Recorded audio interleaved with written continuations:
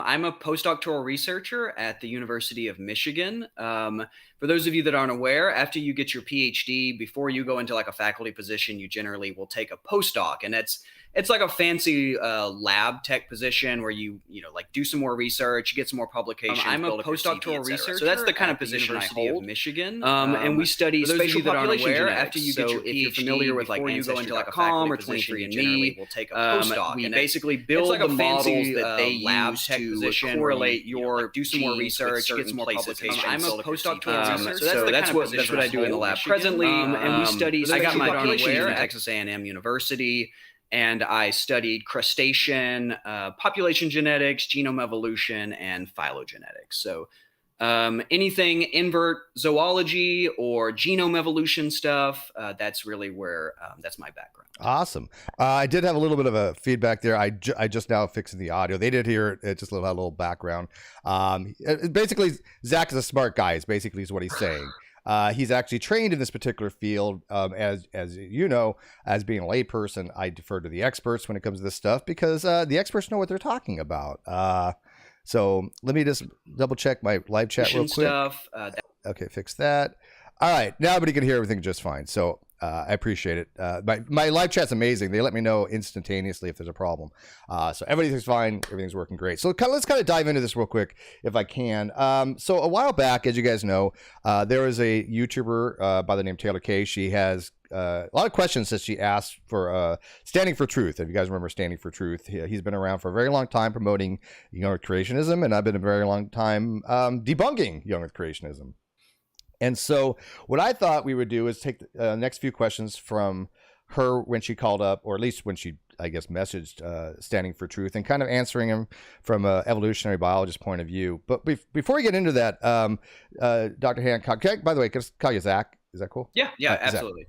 Before we get into that, there was a couple of things that people had mentioned in the live chat that maybe we can dive into before we even get into the video, if you don't mind. Is that cool? Sure. Okay, so one of the things people had brought up was a while back there was a PhD doc by the name of Dr. Mary Schweitzer who discovered in a femur, 65 million-year-old femur, some residue, some collagen material, which is basically, as people know, a protein, a triple helical protein that's very, very sturdy. And somehow her findings got misrepresented by young Earth creationists. Go figure. This is a book called Dinosaur Blood and the Age of the Earth, sent to me by a friend of mine by the name Dr. Fuzz Rana, who's a biochemist. I did some work with his organization for a while, and he wanted me to review this, and I did. And basically, in a nutshell, what Dr. Schweitzer found was that she had some intact tissue, some intact residues that were left over, which is perfectly fine. But that somehow got changed into, she found red blood cells. She never made that claim. That she found, intact DNA. That wasn't her claim. It was just she found some what would be called soft tissue that had been fossilized. It was actually quite hard. She had to soften it. But she has made it very clear, and she told me to tell everybody that when people question her findings, they need to actually, put in the work to show that she's wrong. She, is very upset as a Christian that young Earth creationists mislead people and mislead her work because she takes her work very seriously. And I find it to be disingenuous when a young Earth creationist just says she's wrong by fiat rather than actually explaining why she's wrong. This is actually a really good book by Fuzz Rana. If you ever get a chance to, Zach, read it. It's short, it's succinct, but it just basically tells you what you need to know about that particular topic. But have you heard anything about that? I mean, are you familiar with this whole soft tissue thing? Oh, it's like one of those topics that I've seen people bring up. But then I went to, I watched an interview with Mary Schweitzer, and she basically said, that's not what I found. Mm-hmm. And quite frankly, that was all I needed to see. The discoverer of it said, that's not actually what I found. This is what I found. Here's the explanation for it. And as a biologist, I don't need to go from some science journalist perspective or some perspective from somebody misinterpreting the work of the scientist that actually discovered it. So, and that's exactly what it was. They willfully misinterpreted it because she told me specifically she did not, and this is her words, she did not have the data to support that she found red blood cells. Now, could they have been? Yeah. They sure look like them, but she, as a scientist, has to recognize in order to make that kind of claim, she needs the evidence and the data to do that. She didn't have that. So she never actually made that claim. That was, young creationists that made that claim, which is interesting. But the fossil is about 65 to 67 million years old. That has been, verified. If creationists think that's wrong, they have the onus and the responsibility to demonstrate why that is wrong. I mean, as far as as a professional biologist, is there any reason why collagen couldn't last if it's hermetically sealed? There's no collagenase, and there's no enzyme to break down collagen. It's hermetically sealed. There's never been any studies to show that it just magically falls apart, right? Yeah, no, I mean, again, like this is a question for organic chemists. And the organic chemistry is there. They have published follow-up papers on this showing that explaining the organic chemistry behind it. And I recommend people to go to the primary literature. Absolutely. And look at what they've actually published. Read her paper. Yeah, it's great paper. I've read both her papers, and she explains using organic chemistry how it got preserved using the iron from the heme. Yeah, don't read science journalists. Those are almost as bad as creationists. Go to the primary literature, read the actual paper, and you will see exactly what they did and the explanation that they give. And to me, that's the testament to the work. I agree. And by the way, let me make it kind of up front here, so people that know my background when it comes to young creationism, I've been involved in the young creationist stuff for a very, very long time. The Dr. Humphreys has mentioned me in the journal Creation. Like I said, I worked with Reasons to Believe before. Dr. Fuzrana is a friend of mine. We've done many shows together. And so, my position is very simple. I treat young creationism like I do flat Earth. It's wrong. It's wrong on every level. I make no bones about that, but I put the evidence out there as to why it's wrong, as to address the actual claims that the younger creationists make, as to why they're incorrect. And that's something that the younger creationists now will never do, because as you said, they never cite the primary sources. And if they do, they get it wrong. Well, they don't read a lot of it.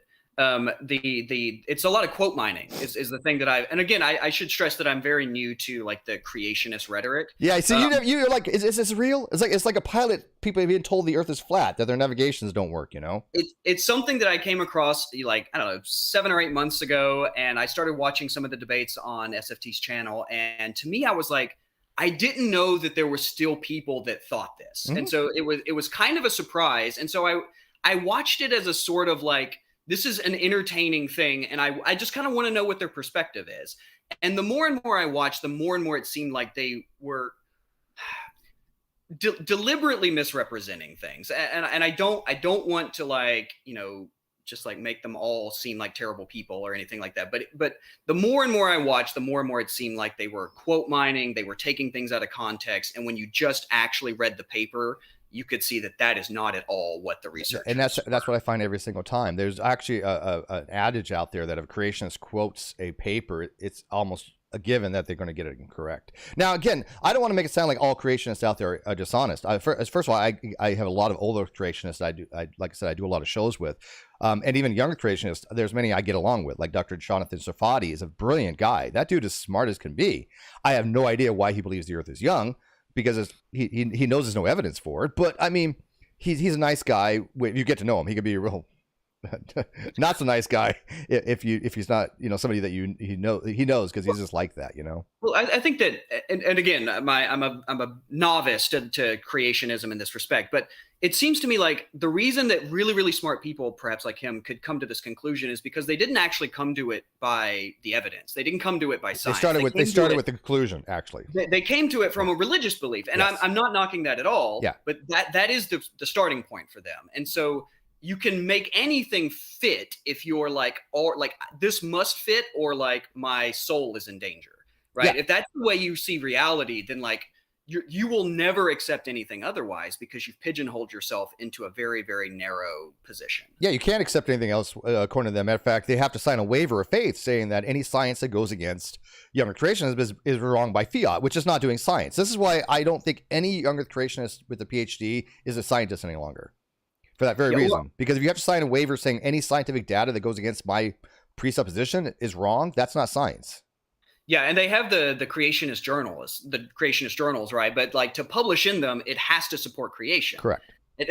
And that's not how peer-reviewed journals work. Like, there is no actual peer-reviewed journal that says in it you have to accept evolution or you have to accept any particular thing to publish in this journal. Like, that doesn't exist. But you can read like the preconditions for publishing in their journals, and those things are there, right? Mm-hmm. And that's like a very, very clear sign that you have the conclusion before you even read the paper. Yep, absolutely. In fact, Willie Mays out there, a friend of mine, Willie Mays, he's a younger creationist. I get along with him just fine. You know, I have a lot of respect for him. I think he starts from a religious point of view, but he likes to learn about the topics. He likes to learn about the science. And so I respect that. I mean, if a younger creationist wants to learn, that's great. As soon as they say, there's no way my mind has changed, they're not exhibiting what's called epistemic humility. They're not being intellectually virtuous. You give me enough evidence that the earth is flat, I'll believe the earth is flat if you can show me scientifically. Exactly. Now the odds are pretty slim, right? Because there's just no model that I can see working for that. But again, when we're talking about science here, we're talking about not philosophy, but science. Science goes by data, hard empirical data, and repeatable, testable, observational things. And so there's a very fine methodology that science uses that is just, I think all scientists have to abide by if they want to make progress to add to the contributing knowledge of humanity. Right. Yeah. And I want to add, and this is something that I've seen a lot on SFT's channel and some like spinoffs that I've watched, is this kind of almost conspiratorial idea that the only reason biologists accept evolution is because we're scared to lose our jobs, or like there's some like over like peer review process is actually biased. And if we don't accept it, I really want, if Taylor's still watching, any creationist watching, if evolution was overturned tomorrow, if the actual evidence overturned it, none of us would lose our job. You would have a whole new field. You would have we would have a brand new field and brand new theories that we would be discovering. It would be an exciting period. We would be confused, just like, you know, the early physicists when Newtonian physics was being expanded to include quantum mechanics. Like, we're confused and we're having to learn a lot new things. Like, we would be in that position, but we are trained to do lots of things. My training does not rely on the truth of evolution. So I would not lose my job. None of my colleagues would lose their job. Mary Schweitzer said the same thing. They accused her of having to lie to keep her position. She's like, I was never threatened by anybody. I think her PhD advisor was Jack Horner, and he basically said, "You've got something here. Run with it. Go for it. Show me the evidence that you know." Exactly. And just said, go ahead. If it revolutionizes, our evolutionary theory, great. I mean, the same thing like you just pointed out when it came to Newtonian physics. To a Newtonian physics person, if they had to look at Einstein's relativity, they'd be very confused probably back in the day. They would be like, what is this? But they realized that both theories work for what they are. It didn't destroy Newtonian physics. Quantum mechanics has destroyed relativity. Matter of fact, if you really want to upset the scientists, go disprove relativity, because I get to tell you, you probably have a better chance than disproving evolution. Yeah, it's a very tall order. You have a lot of work ahead of you. You would need to demonstrate some pretty surprising results, and like principle among them being that DNA at some arbitrary point in the past ceases to be the material of inheritance. Like that's kind of the big thing. Is honestly, soft tissue and dinosaur bones, it doesn't really matter. Like, what really matters is like common ancestry is a fact because DNA is the material of inheritance, and populations change over time.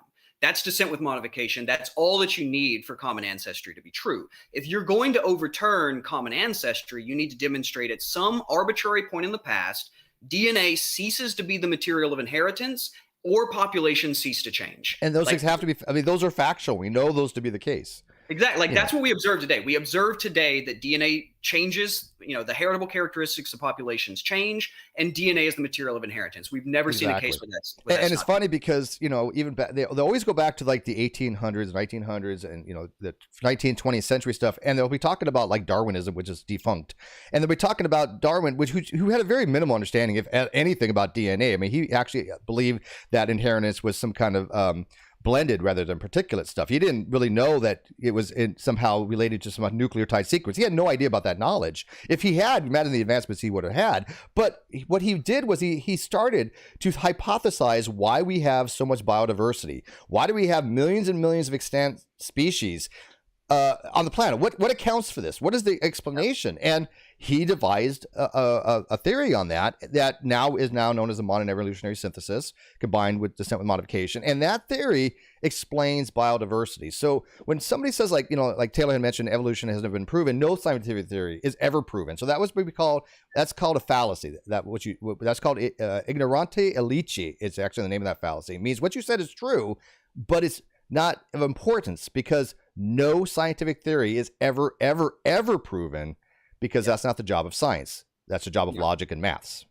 Exactly. Yeah. We don't prove things in science. We don't even use the word proof. You will never read like a scientific paper, a biology paper that uses the word proving something. Like that's not the way that we talk about things. We put forward hypotheses that are predictive, testable explanations about reality and falsifiable.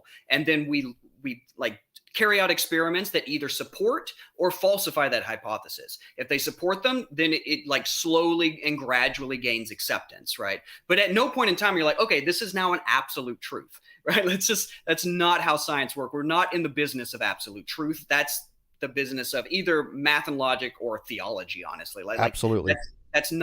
We're not looking for absolute truths. We're just looking for the best explanation given the data that we have. Agreed. Do you want to start the video, or do you want to do real quick? There's another thing they had brought about human chromosome 2, which I'm a little bit familiar with. If you want to talk about that and get that out of the way, because I don't think they bring that up in the video. Yeah, totally up to you. Okay. So a long story short, and I'll let you kind of get the technicalities of this. But by the way, I do have a question for you before I even mention it, because is the word Hominidae, or Homoidea for great apes? I've heard it pronounced literally 3 different ways: Homoidea, Hominidae, and Hominidae. It's like it's a dead language. I mean, who knows? Nobody. Yeah, exactly. Nobody. Yeah. It's like whatever. Well, how do you pronounce it? I say hominidae. Hominidae. Okay. But I'm also from like East Texas, so like I feel like it's probably driven a lot from like where you're from and who you heard say it first. Right, exactly. No, I have literally found that out. So I mean, if I said Hominidae, it would be fine. I would know what you were talking about. Okay. Yeah. I like Homoidea. I think it just sounds like flourishing. But anyway, so the Homoidea is all apes. All apes. Right? And the Hominidae are just the great apes. The great apes, correct. Okay. So so the Homoidea would include the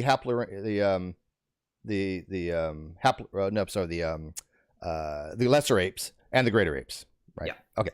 So was it Hylobatidae?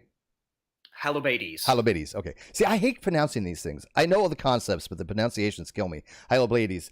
It's a thing that you only ever read. You rarely ever actually hear people say it. And so when you first go to say it, you just like blah, blah, you just like mumble it out because it's like I don't actually know how to pronounce. Right, exactly. I do that all the time when first like something new. Like I did a debate on macroevolution with a guy named Wayne Fillmore, and he left Young with Creationism after this. He literally did. He realized that evolution was true. And it took me 2 weeks to pronounce Pyrlopithecus catalonicus. Yeah, I had a hard time with it. But okay, so anyways, long story short, we are members of the great apes, and we have a 46 number of diploid chromosome numbers. This is how many chromosomes we have, 24th base pairs. And so the rest of all the great apes have 48. And people are like, well, if we're related to the great apes, why do we have one less chromosome? And it goes back to the human chromosome number 2, which is actually a fusion of two chimpanzee chromosomes called pantroglodyte 12 and 13. We can see this. I mean, this is not even a matter of just speculation. We can see that this is a fusion of two ancestral chromosomes. And this explains what we would if I said, hey, Zach, if we expect evolution to be true and we're related and common ancestry to great apes, and we have 26 as a diploid number and they have a haploid number, we have 23 and they have 24, so our diploid's 46 and they have 48, there needs to be a reason for this, right? There needs to be something that explains this. Yeah, you would, I mean, there's two possible explanations, right? And that's either that the ancestral condition was 23 and then they just had fissions, right? But then you would have to have a lot of fissions, or the ancestral condition was 24 and we had a fusion. Now that's the more parsimonious explanation. And so, when we're looking at those sorts of things, we always start with the most parsimonious explanation, the one that requires the fewest changes. And so that's why, the initial search was in human chromosomes to try to find this fusion site. And it's a very easy prediction, right? Because telomeres are very, they stand out. You know what a telomere looks like, and you know what a centromere looks like. They have very, very different sequences from the rest of the chromosome. So when you see two telomere sites fuse in the middle of a chromosome, that's lead pipe evidence of a fusion event, right? Like you don't see that. It's a smoking gun. Smoking gun. That's the word I'm looking for. Yeah. Mm-hmm. It's very, very obvious that's what happened. Yeah. Yeah. And it's so funny because for the non-biology people, telomeres are on the end of the chromosomes. And so they prevent fusion. That's what they kind of hope to do, is prevent these things from coming together. And we should only find those telomeric repeats, which is TTA-GGG, near the end of the chromosomes. There's no reason to see one in the middle. Right. And they should only have one centromere because that's how they're pulled apart. And yet on human chromosome number 2, what do we find? We find not only the active centromere, but we find a vestige or cryptic centromere and telomeric repeats in the center of it, or near the middle, where it shouldn't be. The only reason it would be there is if it's a fusion, a ribosome translocation it's called. And so that's smoking gun. That is evidence that there was a fusion. And by the way, we're not the only species that have that. Muntjac deer have numerous of them. Many species have translocations. And so the reality is if we have to explain evolutionary theory, this is the evidence that does that. And when young Earth creationists say, well, where's the evidence? Well, there it is. I mean, what else are they looking for at that point, Zach? If they can't look at human chromosome 2, if they can't look at it and say, oh, look, clearly this is a fusion from 2 other ancestral chromosomes that happened, millions of years ago, what are they looking for? I mean, again, it comes back to that they didn't come to their conclusion based on the evidence, right? They came to their conclusion by a religious belief. So there's, I wonder sometimes if there actually is any amount of evidence that we could present that would actually sway people's opinion on this matter. I doubt it. Well, I mean, I know Wayne did. I'm bringing up a picture right now on the outside for people to see that these blue areas are the telomeres. And if you look carefully, the telomeres are in the middle because it's taking two chromosomes and sticking them together. So now you have these telomeric repeats in the middle where they normally shouldn't be. That's a telltale fingerprint of a telomeric joining. That's a translocation, it's called. So if you think that human chromosome 2 doesn't quote, demonstrate evolution, then write your paper and explain why, because this is a smoking gun. And then you read Tompkins' work, who works for Young Earth Creationism. He absolutely misleads people on this 100%.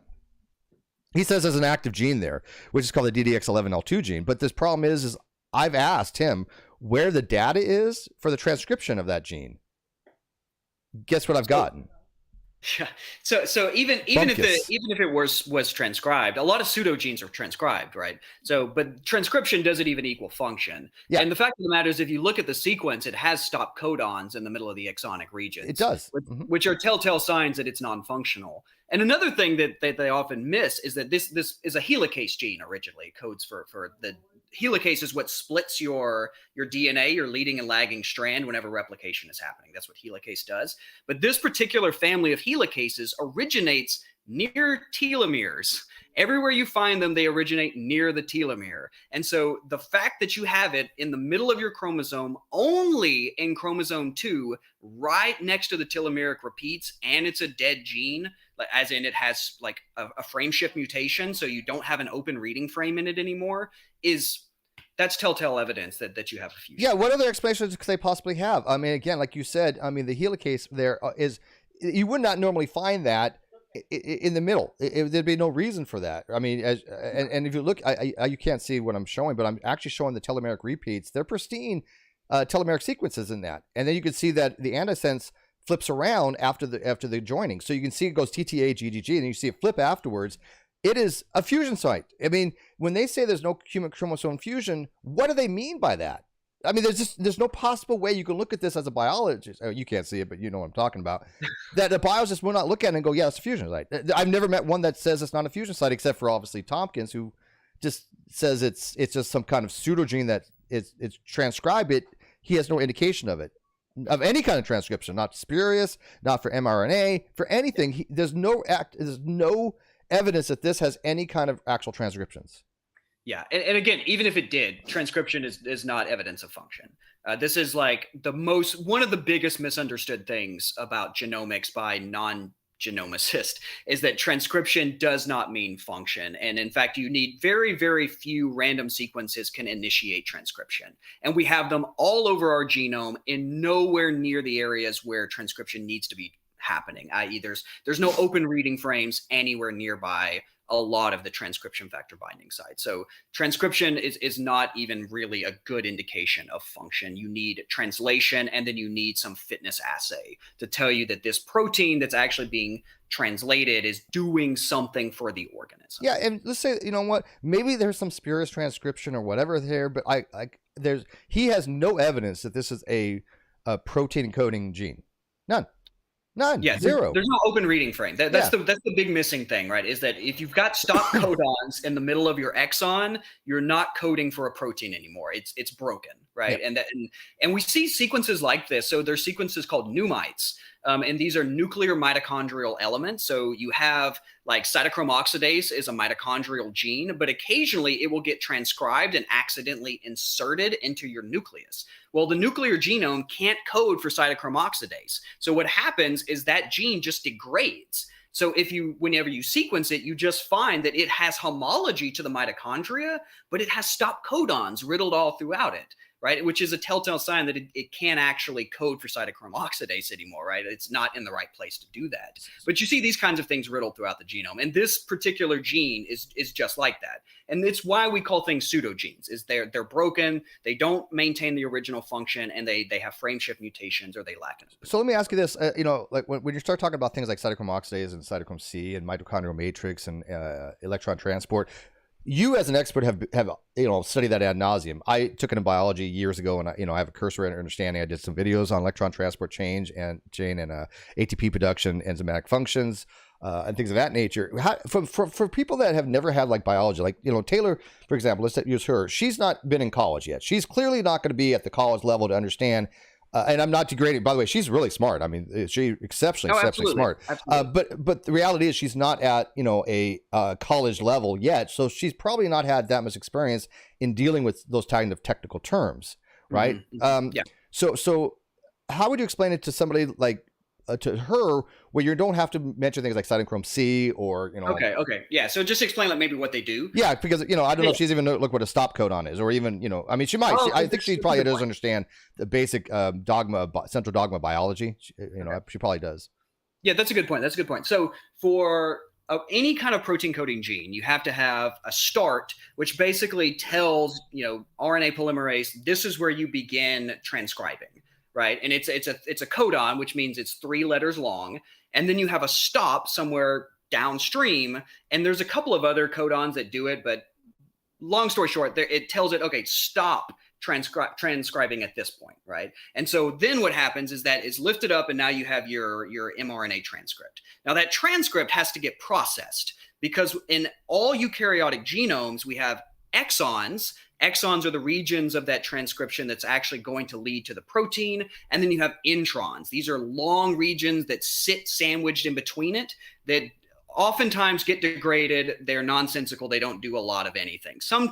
There are some that do, but the vast majority don't. And so what that mRNA then has to do, it has to get processed. These things get spliced out by spliceosomal proteins, stuck all back together, and now you have your post-processed mRNA that then leaves the nucleus, goes to a ribosome, and then it gets translated into a protein.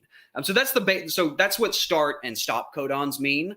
What was the other thing? Cytochrome C and like cytochrome oxidase. So these are proteins that are coded for in the mitochondria, and the mitochondria, if you've never looked at a picture of like a rod-shaped bacteria, like a proteobacteria, look it up and compare it to the internal structure of a mitochondria, because believe it or not, mitochondria are derived from proteobacteria. They have the exact same internal structures, and they have these little folds that are called cristae. Okay, and within these little folds are where the electron transport chain happens.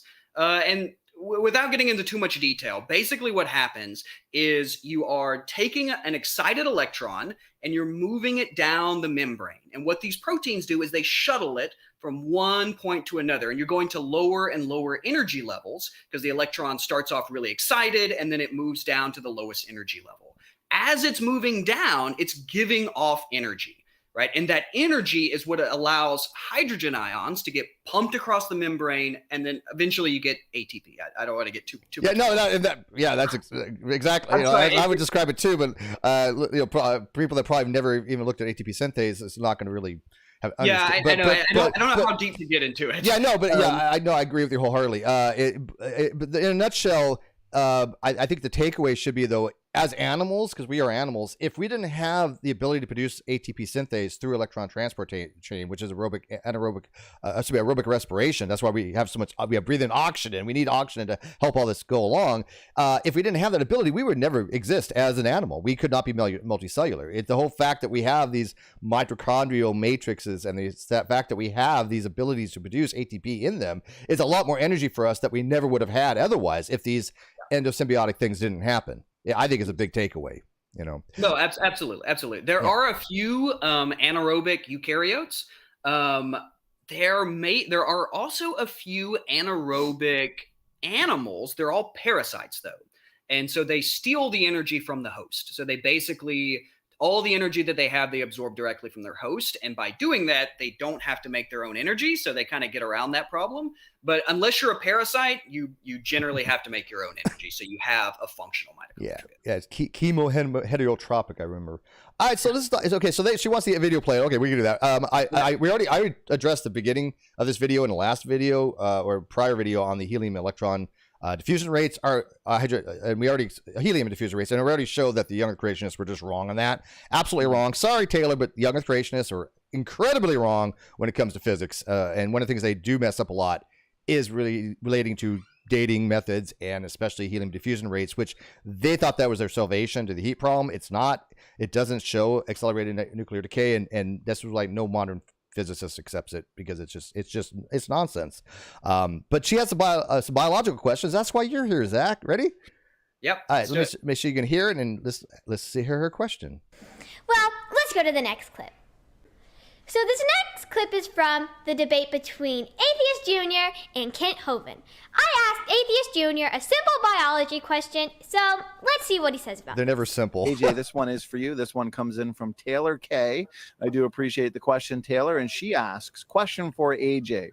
Do you believe all of the symbiotic relationships present in the world and required to sustain life all occurred by random chance? Now, do you want to hear their answer, or does it even matter?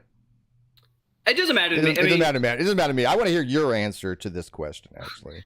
Okay, so there are many, many ways to answer this question. How do we even want to begin? So first, let's think about, there's a lot of gradation to symbiosis, and this is really important. There's not just like symbiotic organisms and non-symbiotic organisms. There's lots of gray areas in between where organisms can work with each other. They don't have to work with each other. And this is exactly the kind of pattern you would expect to see for a slow, gradual process, to where you start off just two organisms that occasionally bump into one another to eventually being two organisms that are absolutely like necessary to live together. And I want to give you a very, very specific example of this. Taylor, if you're still watching and you've never heard of the organism Stentor, that's Stentor, I recommend Googling that. That's a genus of protozoa. They are very neat. They're called trumpets. They look like a little trumpet-shaped thing. And these things are cool because some of them are completely free-living. They just eat things. They're called what we call heterotrophic. They eat other organisms. There are things that can sometimes be photosynthetic, and then there are ones that are obligate photosynthesizers. So they must have algae inside of them to survive. So you've got three different possible body plans. Now, the middle one is the one we're most interested in, right? That's the one that gets us to eventually being obligate photosynthesizers. So what a lot of Stentor are capable of doing is literally ingesting algae from their surroundings. Now, sometimes, whenever a ciliate ingests algae, what happens is it forms a little vacuole. Now, this vacuole normally expels enzymes that breaks down the food, and then they can absorb and eat the food. This doesn't always work perfectly because organisms aren't machines. We don't do things perfectly. So sometimes what will happen is that algae will just live in the cytoplasm. Now, the algae doesn't know any better. It's going to continue to photosynthesize, and it also goes through what's called the Calvin cycle, which produces sugars. Now, in the production of those sugars, the stentor can just absorb those sugars right through its cytoplasm. And so what you have here is an occasional relationship between algae and stentor that aren't necessary. It doesn't have to happen, but sometimes they will just opportunistically eat algae and they'll happen to live inside of them. Now, when that kind of relationship happens, you begin to start getting a kind of mutualism where the algae gets protection from living in the cytoplasm of the stentor gets food, and then over time, clades emerge that are entirely reliant upon one another. Where now you have groups of organisms that always have algae because now they've given up a lot of their heterotrophy. They don't need to hunt anymore. They keep the algae inside of them throughout their whole life, right? And so this is exactly the kind of pattern you would expect to see if symbiosis originated in an evolutionary framework, where you have mostly free living organisms, and then nestled within that kind of that family tree of free living are some that can occasionally ingest algae, and then some even more specialized that now must have that algae to survive. So that's just one very, very specific example. I gave Taylor a couple in the comments section as well.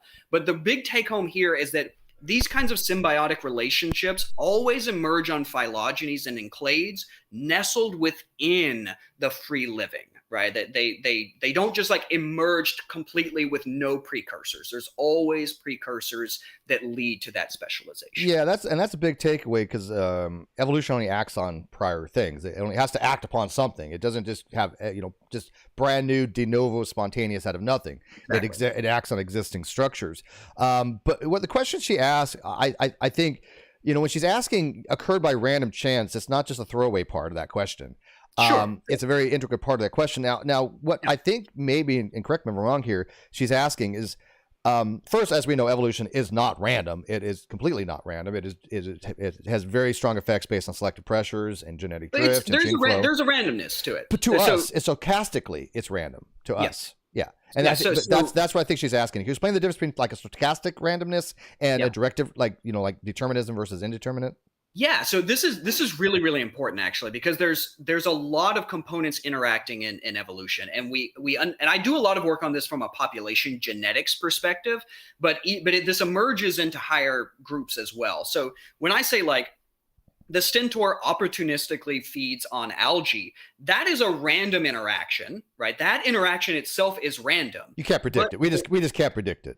Exactly. Yes. But that specialization is a selective pressure. Right. So it's like mutation itself is random. It's random with respect to its impact on the organism. But if that mutation happens to be beneficial, the randomness ceases and selection is now going to take over and drive it to fixation within the population, such that everyone in the population now has this new trait. Right. So the emergence of it is random. The first time a stentor eats an algae, that's random. When the mutation first occurs, that's random. But then selection takes over from that randomness and can specialize organisms to be symbiotic or I think they conflate that. I think they don't understand where the randomness comes in, because even when a mutation happens, I as a philo person, to me that's deterministic. I think events that happen are deterministic. I'm a soft compatibilist. So the world is driven by deterministic means, cause action kind of thing. And so for the most part, a mutation to me is only random because we don't have the information to us to understand all the factors that went into making that mutation happen at that time, right? So it's stochastic in nature, right? So it's to us, if we could know all the paths of all particles, right, and all vectors, which require an immense amount of information, obviously, even for a small system is immense for 3 dimensions.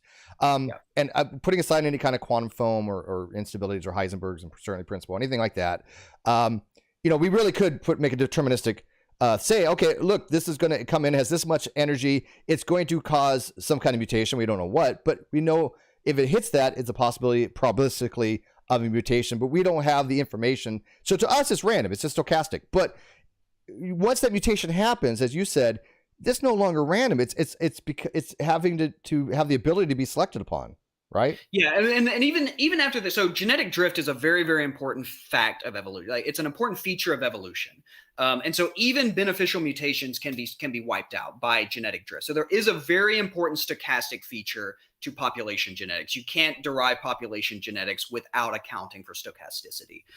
So even a selectively beneficial mutation can be blinked out by a very small pot. Like, if you imagine a small population can have a beneficial mutation arise, but the probability that that mutation goes to fixation is a product of its population size. So the population size does play a role. Creationist puts it perfectly. He says mutations are probabilistic, not deterministic. I think that's a good way of putting it. Yeah. And as you said, genetic drift has to be taken into account. And for those who don't know what genetic drift is, basically things are not by selective pressures. If you go in and you start randomly kill a bunch of ants, that's not going to be because of selective pressures. It's you going in and just killing ants. That would be more of genetic drift, right? Yeah, I think a nice way to think about it is like flipping a coin, right? So we know there's an absolute probability of heads or tails is 50-50, right? But if you only flip that coin 10 times, you might get 8 heads and 2 tails. Well, then if you recalculate that probability, it seems like it's 80-20, but we know that's not the true probability. But the more and more times you flip that coin, the closer and closer you get to 50-50.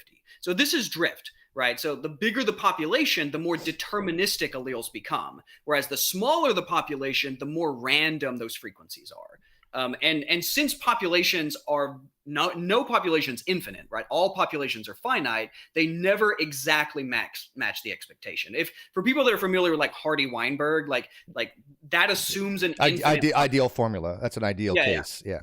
Exactly. It's an ideal case of an infinite population, but no population's infinite. So there will always be fluctuations by chance. And so that's why I say chance is a very important component. But for things like symbiosis, for things like the emergence of traits that we're interested in, selection is what's driving those sorts of things. Adaptations are driven by selection. You don't see adaptation driven by things like chance. Yeah.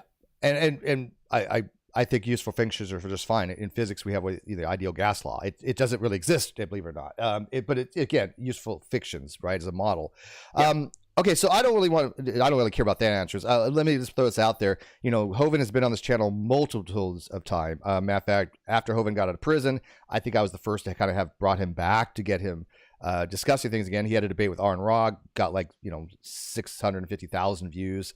I've seen that one. Yeah, and it's a good one. It's probably one of the best debates out there. I will make this very clear, my stance on Hovind, so that younger creationists out there know that there are better younger creationists out there to even listen to. Hovind is the bottom of the barrel of younger creationists. He has no formal education in any of this. He doesn't have any degree. He went to college for a couple years, like 2 years in a community college, which is fine. Nothing wrong with that. Community college is great. But he refers himself as a doctor. He has no doctorate. He did not write a doctorate thesis. It is comically bad what he did write. I mean, he starts off, "Hi, my name is Ken Hovind." And I will tell you straight out, he did admit, and I have this on a video, that he has never once taught high school level education. He's never taught any accredited class. So when he says on his thesis that he's he taught science for 15 years, that is an outright lie. What he did do was he could go to church, he'd go to a little foyer in the Baptist church and then teach creation science, and that's the biggest misnomer in the planet, to high school level students. But that was in church. He made it sound like he was a high school teacher. That is incorrect. Yeah. And he has said he has never taught an accredited course. This is overflating of your qualifications. You have an actual PhD. You worked to get where you're at, to get your qualifications. And you have somebody like Dr. Dino, who doesn't know crap from crapola, who wants to just throw everything that you've ever learned under the bus and say like whatever you know is wrong, which by the way, would drive me crazy. I mean, I don't know how you're new to this, because you like you said, you haven't been around this for a while. I see it all the time, and even with my limited background and my science that I had to learn, I get appalled when I have to hear like Kent talk about science. When I went through all his science stuff, all his claims one time, they're all comically bad. I mean, comically bad. He knows they're comically bad. I think he's an absolute con man. But I want to get that out there because I'm not blunt. I'm not cavalier about that. I'm very blunt. So I will say, for anybody that's interested in doing a PhD, it's exceptionally difficult. And one of the reasons that honestly, the unaccredited university thing, it's whatever. like, fine, it's an unaccredited university. But the thing that gets me is that he didn't have a dissertation committee. He didn't have a thesis committee. He didn't have to give a public defense of his dissertation. None of the He above. didn't have to defend it to a thesis committee. He didn't have a preliminary examination, which all of us have to have. He didn't have to take a certain number of courseworks. He didn't have to teach in the subject. He didn't have to defend himself to peer reviewers. He, like, all of the things that every single one of us have to do, including like giving presentations among a very hostile audience, in which we're presenting novel things, right? We're presenting something we did that had never been done before, and we're putting this work out there, 5 to 6 years worth of work for people to criticize effectively. He didn't do that, right? He didn't have a dissertation committee of experts to come down on him and say, no, this is not actually accurate. So the reason I don't respect his doctorate is not because it's from an unaccredited university. It's because the work was not put in for it.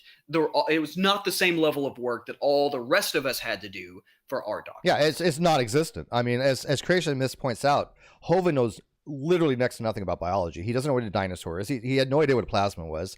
Yeah, he just doesn't know any of these things. I can't listen to the man talk. Just like his cadence of speech grinds my gears. He's so blown away that elephants and pine trees were related. That became a big meme, pine trees and elephants. It still to this day is a big meme because he's like, well, they're different kinds. It's like, well, what do you mean by kind? I mean, they're both eukaryotes. It's just an argument from incredulity. But if you look at the phylogenetics, I mean, you did. Matter of fact, talk about if you can, real quick before we go to the next question, because this was a really good video and I think it's important about your barnacles. Oh yeah. Kent, if you don't know, I think Fridays does this Making Babies series where he, I don't know, spends an evening Googling some random animal and then basically shows pictures of it, talks about very cartoonishly how it reproduces, and then says, how could that have happened by chance? Like the same shtick that he always does.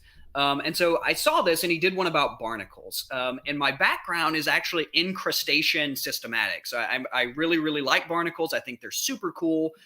So what I did is I just answered the challenge effectively. So I spent an hour and a half or an hour and 15 minutes or so explaining the diversity of barnacles, which are far more diverse than what he claimed that they are, talked about their phylogenetics, and then I proposed evolutionary models of how they arose. I gave all the evidence that we have, including fossil record, developmental biology, as well as molecular biology. And just tried to answer all of the questions as best as I possibly could. But of course, it's not for Kent, because Kent doesn't care. He's a con man. He doesn't care what you put out there. You could give him a time machine and go back 2 billion years. He's still gonna lie to people. I think. Of course not, because again, for his entire ministry to exist, creationism, he has to promote creationism. Correct. And this is another big difference between us. It's if evolution were demonstrated to be false, my job would be intact. Science would still be a thing. If he had to ever admit creationism was false, what's he going to do with his life? His whole worldview, his whole existence would be for naught. Yeah. Yeah, because he can't. He would have to go find some other con. He'd probably get into flat Earth. So like the live chat, they keep on throwing out this fallacy name called the Strawman fallacy, and the Strawman fallacy is basically when you make an effigy of somebody's argument that's easier to attack. I steel man arguments. If anybody says I straw man, the first thing I ask them is, what is the argument, and what is the argument I'm using that's an effigy? And you know how many times anybody's ever given me an actual argument that I've straw man? I can't even remember. It's just doesn't even happen. Because these are just things that people throw out there. Oh, Pearson's committed a fallacy. Okay, if you think somebody's committed a fallacy, you have an onus to explain to them what the fallacy is and how it was committed. Where have I straw manned anything? I've been involved in the young creationist stuff for a very long time. These are their arguments. They're not. None of these are being straw man. This is what they argue. This is what I'm saying. Ken Hovind is low level compared to somebody like Dr. Shafati or Humphreys or Snellings or Tompkins. I know them all, but at least they have actual PhDs. They do know the science. I think they misrepresent it, but Hovind doesn't have a background in any of it. He knows nothing about science. So yeah. I don't actually see the live chat. So what are we straw manning? I guess I have no idea. I've asked him. It says maybe you should have Kent on to defend himself. Kent's been on this channel many times. I've had his ex-wife Cindy on many times. The only reason I'm not sure about having Kent back on is because I have strong issues with how he treated his ex-wife, and I take that very personally. Domestic abuse to me is a real thing. He was arrested for that. I grant it has nothing to do with his creationism stuff, but I mean, he has some ethics issues. I have problems with that. But if he wanted to come back on, he said he would. He said after the R and Raw debate, he would come back on, and then said we didn't give him equal time, which was never promised to him. He lied about that. And by the way, this is another fallacy that people get wrong. And Taylor, this is one thing I've noticed by young creationists. They love to throw out fallacies, but they never actually get them right. I actually took fallacies in college. One thing that I did study was informal logical fallacies. Ad hominem is not merely saying negative things about somebody. Okay. I see that one a lot. Yeah, that's not an ad hominem fallacy. Ad hominem fallacy is if I would say Ken Hovind is wrong about dinosaurs because he's uneducated. Oh yeah, he just likes dogs. That's ad hominem. If I said Ken Hovind is wrong about biology because, and I give all these reasons why he's bad about biology, and he's a con man, that's called an invective, pejorative, or you'd say it's an insult. I don't care, but it's not ad hominem. Hominem is a very specific type of response. It's a type of argument saying he's wrong because of something a person about him. I've never done that. That'd be an ad hominem attack. But you notice though, Zach, that again, young earth creationists love to throw these things out there when they have no education on them because they think they're defeaters when they're not, because they're not familiar enough with these types of things, these subjects like informal arguments, or in your case, biology, right? You went to school to learn biology, and you have somebody on the internet like Standing for Truth that knows a little bit about certain things, but twist them in order to try to get people to believe that the earth is young. And when you know that's not true. I mean, it's just... Yeah. And in general, like when I've had these conversations with them before, they try to get as far away from the biology as possible. I really try to dig in and no, let's talk the biology, and they try to drag me into philosophy. Yeah, they always do that. They'll do that. They'll move you to an area you're not familiar with. If you're a philosopher, they'll move you into biology. Yeah, it's like, I don't okay, fine, whatever, but clearly there are aspects of science you accept. Right. There are explanations that are scientific that you accept. So there's some way that you're, arbitrarily deciding what part of science you accept and not. So please, if you can explain when DNA stops being the material of inheritance, explain it. If you can't, you've got nothing to say. I have no reason to listen to you. Like put forward your model and see if it can make testable predictions. Is it falsifiable, and can it explain the data? If it cannot, you don't really have a seat at the table. Yeah, but I do recommend go looking at informal fallacies out there. Ad hominem, again, is not attacking the person. Ad hominem is saying your argument is wrong because of something about that person. Yeah, and you'll learn again. You learn this stuff in college. So, but anyways, let's move on to the next question here. I really don't care how they answered. It's not really relevant. She has another question, I think. I'll just get to the question here. Is for Daria. If abiogenesis, I'll just read it word for word. If abiogenesis, genesis all the way to man was caused by unguided accidental processes, then how can you trust your own thoughts? Okay. Let's turn that. By the way, I'm addressing Taylor. I have Googled this. Google is not your friend when you only go to what's called Google Fu University. Google Fu University is not a formal education. Google Fu University only tells you the very basics of a topic. When you actually take these courses in college, you learn way more than what a Google Fu cursory subject search is going to teach you. And I'm telling you, as somebody who actually have had this topic, ad hominem is a very specific type of response. Insulting somebody is not ad hominem. No matter what Google Fu tells you, it's just, I'm telling you, it's a very specific thing in informal logical fallacies. If you take a philosophy course, you will learn that. And this is what this is what drives me crazy for somebody who's had this experience, as you must have, Zach, as somebody who has a PhD in this topic, and you have people telling you you're wrong, and yet they have never gone and got an education on this stuff. It must be, I would lose my mind. But anyways. Yeah, Go ahead. I was just saying it drives me crazy with fallacies because they throw out these fallacies and they get them wrong. They're just simply wrong on them. And once they go get a book on fallacies and they go, oh, I see what Google meant by this, right? They don't understand that Google says, oh, it's insulting the man, but they don't realize there's much more to it than that. There's a very specific format for these fallacies. But anyways, so this one's all yours about the difference between abiogenesis and evolution, because man, they conflate the two a lot. Yeah, I mean, so the part about how can you trust your own thoughts, that one's probably more on you than on me. But in terms of like abiogenesis and evolution, these are very, very, very separate. If you work in the field of abiogenesis, you're a chemist. Your background is in chemistry. Yeah, biochemistry. Yeah, absolutely. Organic, inorganic. Yeah. You have a PhD in chemistry, and I'll tell you right now, my experience.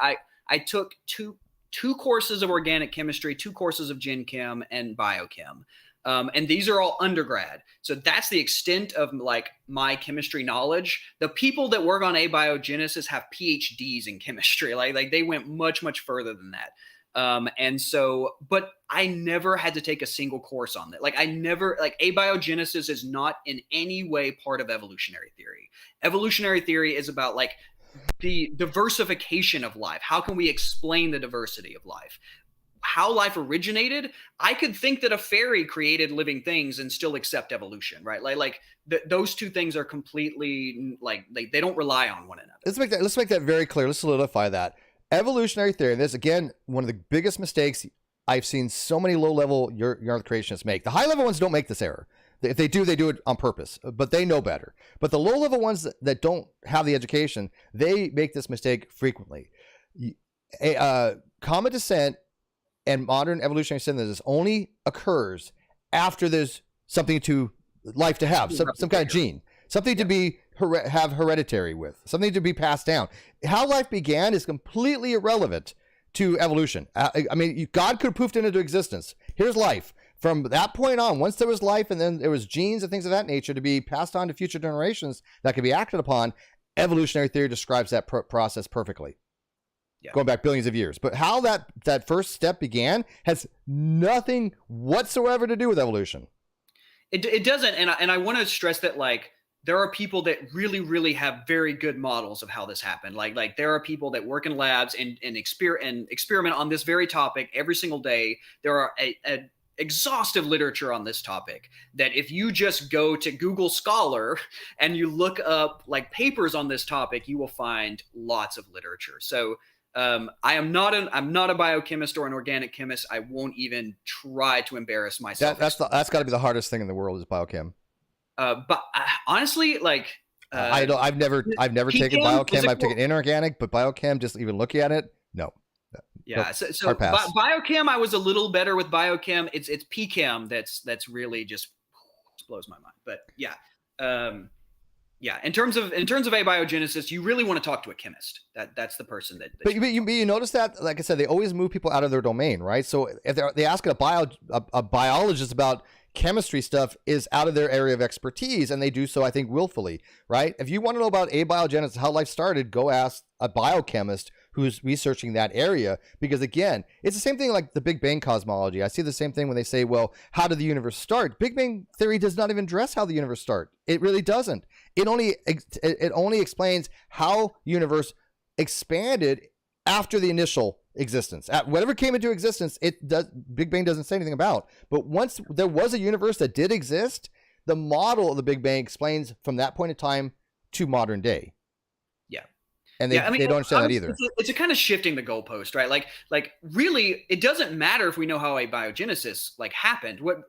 If we can demonstrate like that humans and chips share a common ancestor, like you're already done. Like we don't even have to go back that far, right? We have very, very clear evidence of just like universal common descent, and that already overturns creationism. Like we don't even need to know how the first life started if I can just show you very easily that all life are related. Yeah, listen to me. And we can show how easy it is to show, and this is where Kent gets us on. It's to be like, oh, there's just lines on paper, but we can show phylogenetic trees of how we relate to other species of humans: Homo abiogenesis, Homo habilis, Homo erectus, Australopithecus was not even in the Homo group, but it's an ancestry relationship to us. We can show the common ancestry. We can show that a relationship to chimpanzees, pan prior. We can show it has all these different commonalities, not just through phylogenetics, but proteomics, through cladistics, through a fossil record. Everything has a consilience.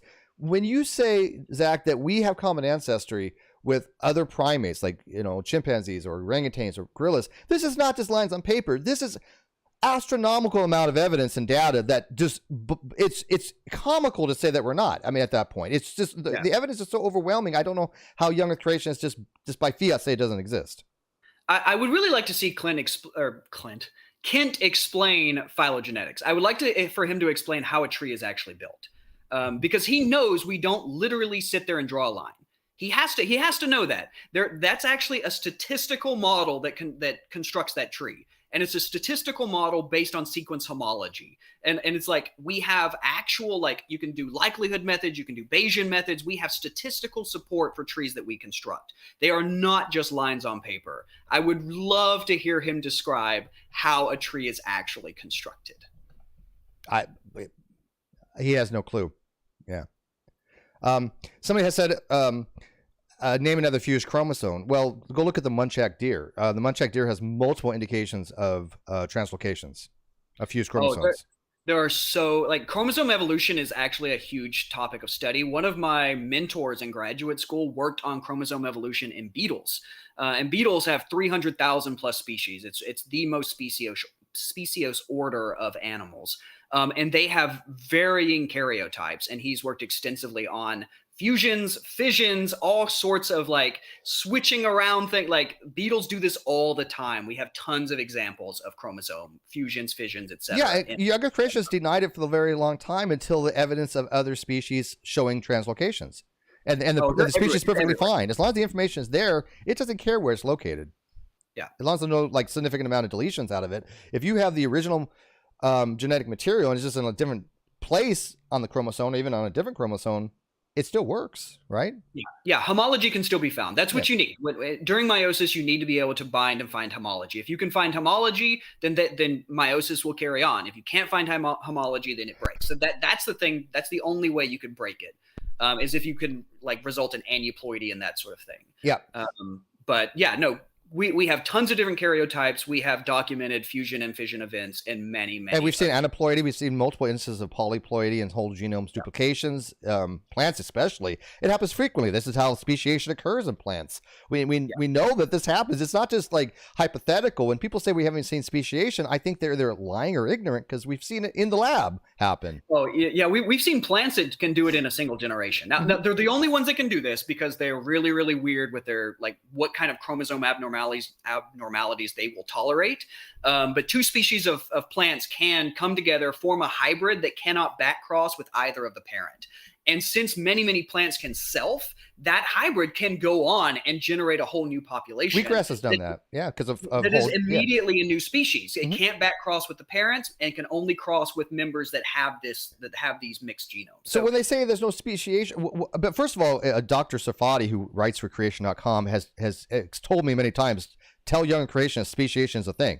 It's on the creation.com. They have to have speciation for their model for the arc. It will not work without it. And so the lower level rungs, younger creationists, they don't even aware that the educated younger creationists have to accept speciation. And in fact, hyper accelerated speciation. But like, as you said, because of like whole genome duplication and polyploidy, these plants can undergo macroevolution in a single generation. So when and by the way, I argued that to Wayne when I had my debate with him, and that's why one of the reasons why he left Young Earth Creationism. He read the papers and he goes, "Dang, Steve, you're right. I've been lied to," because he was told that macroevolution doesn't exist. There's no evidence for it. He went out and found independently his own evidence for it. Yeah. So I think that's pretty important. Also, on this question you had mentioned about trusting our own senses. The thing on that is that, look, we all have to assume that our senses are reliable to the extent where we can function in society. If we don't, then we have non-functionality. We have ways of checking and cross-checking our senses, and that's perfectly fine. We have no reason to accept that our senses are not telling us at least semi-accurate information.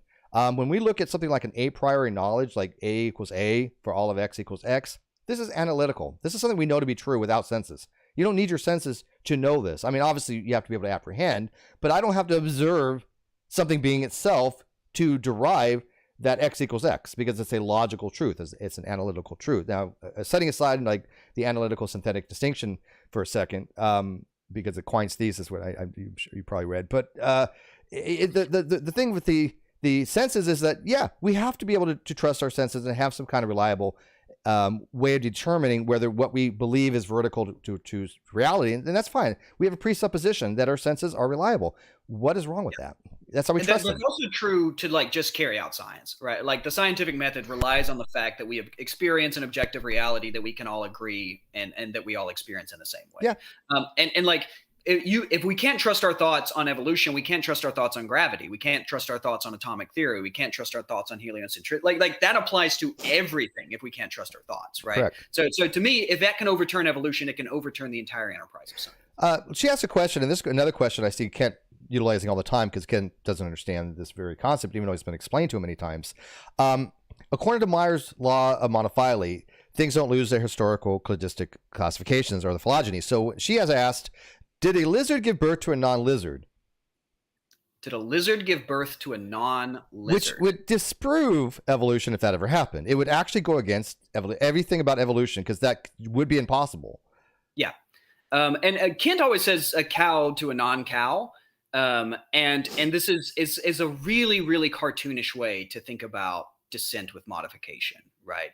It's for one, remember very, very clearly that the way evolution works is in populations. It's not a single individual giving birth. It's a population level process. So individual changes in different offspring across multiple generations generate change. Over time, what will happen is you will accumulate enough change that the descendants could no longer backcross with their ancestors. Right, and that's the kind of change we're talking about. So that's not a single organism. Yeah, a single organism cannot evolve. It's populations that evolve. It's a population that changes over time. That's really the key here. And I honestly think that languages are the best sort of analogy to this. And I know they hate this. I don't understand why, because languages behave a lot like genes do. They just are inherited kind of horizontally, whereas genes are inherited vertically. I agree with that. that. They work very, very clearly in the same way. You get them from like local dialects. You pick up how you speak from those that are around you. And so if you were to go back, Taylor, and read Beowulf, right? Beowulf was written in Old English. You cannot understand it. I can't understand it. We have to have like a translated modern English version next to it. Then you can go to Middle English and read things like Gawain and the Green Knight, right? And which is readable, like you kind of know what they're talking about, but a lot of the words are sort of weird. And then you can go to Shakespeare, which is considered modern English, but I suspect a lot of people still struggle with Shakespeare. Now, the interesting part here is right, that's English. That's all English, what we call English. But at no point did someone that spoke Old English give birth to someone that spoke Middle English, right? That gave birth to someone that spoke modern English. It changed very gradually over time, where every single subsequent generation could completely understand the one that came before it. Yeah, English comes from Greek, Latin, High, Old, German. And by the way, I found out that the hard way. I tried reading Canterbury Tales. Oh yeah. Good luck. I tried reading that like in high school. I thought I was a smart kid. I had no idea. To recite the prologue in the original Middle English, and I can still do it, but I will not. Oh no, so you wait. Not going to happen. Okay, so we have to make that very clear to like the younger creationists out there. Stop saying things like, "What did a dog produce a cat? Did a dog produce a non-dog?" It'll never happen. That's not what evolutionary predicts. Matter of fact, just the opposite. We retain all our prior phylogeny, and so we are humans. We are primates. We are chordata. We are animals. We are everything that came before us. We're still that. We have everything that they have, and anything that comes from us is still going to be all that plus human.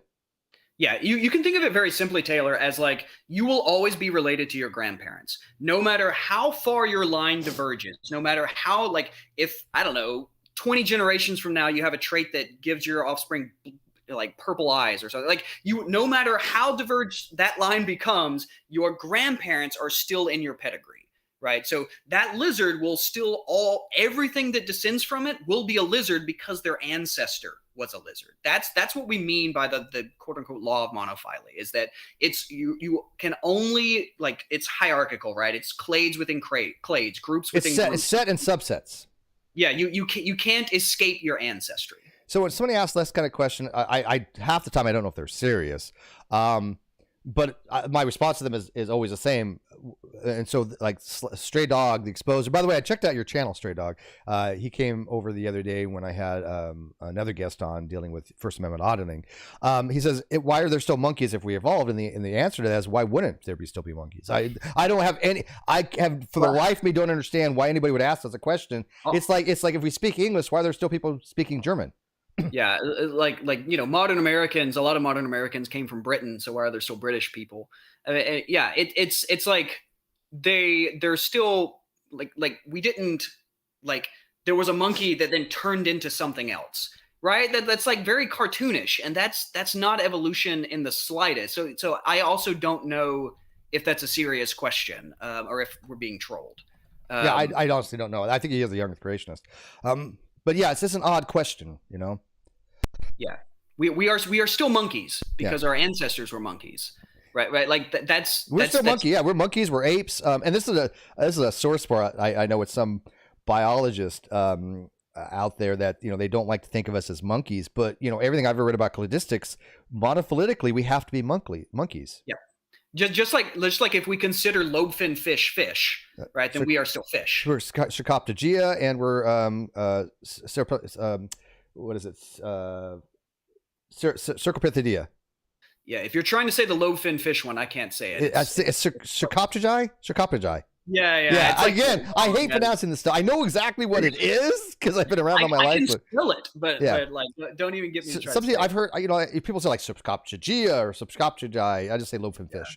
But lobe-finned fish. They're lobe-finned fish. So when they say like we're not monkeys, and then you give them all the evidence, okay, what does it mean to be a monkey? And we're not going to talk about the group. There's a group called monkey, which is just an informal term, just like brute. You have brute animals, and then you have animals. We are not a brute animal, but we are an animal. Right, because we're certainly not plants. I don't know why young creationists would argue we're not animals. We are monkeys. We came from the monkey group, the old world monkeys. That's where we descended from. We have evidence of this. Nestled within it. Yeah. So we'll get to the next video question here. I think there's another one here. But Taylor uses like these old canards, like, what good is a half a wing? Because this is something that young creationists try to argue. What good is a half a wing? When they don't understand that everything in evolution came from, again, mutations that had a phenotypical change that had some benefits to that organism without a greater chance to be produced. There was it wasn't a half a wing that made it was a wing at the time. Yeah, and also like a lot of the evidence suggests that the early like feathers were not involved in flight at all, but were probably involved in things like sexual displays. And so like these are things like animals can evolve a lot of different color patterns for sexual displays, and feathers are very colorful. You can puff them up. They're another thing that could be used both in aggressive displays as well as sexual displays. So we co-opt things, right? It's not like you had to have like it's not like the beginnings of a wing formed, and so evolution was like, how can I make this a wing? Right? It's like what it became at that moment was useful at that moment. It was then tinkered through time to become a wing. I hear it often is what's the use of half an eye? Yeah. Right. If you ask a planarian who has barely an eye at all, it's just a little cup. That's it. It's just a little cup, and they can tell the direction. It's an eye spot. It's an eye spot with a cup. It's an eye spot with a cup. That's all they have. And I can assure you, they do better than the ones with mutations that lack the eye cups, right? So there is a benefit to just being able to tell the direction of light, even if you can't make out like a very concrete image. Yeah, and it's so funny. People always say, well, how the eye developed, and you give them all the sources how it started off with the eye spot. It had concavity, then it had a membrane, then it had lens, and you could show them step by step over. Period of time how the eyes form, and they'll go, well, what's not evidence? Well, then what do you mean by evidence? I don't understand creationists when they say that's not evidence, when you literally will show them historical fossils and explain step by step how it came about, and that's not evidence. So then what's evidence? I think it's because they have to literally see it. You have to literally show them, here is a light sensitive cell, now watch it evolve. like that's literally, if you can't give them exactly that, I don't think that. Yeah, I think that's a dishonest approach to science. It's a very dishonest approach. Yeah. Let's see if she has one more another question here. There was one that I definitely want to talk about.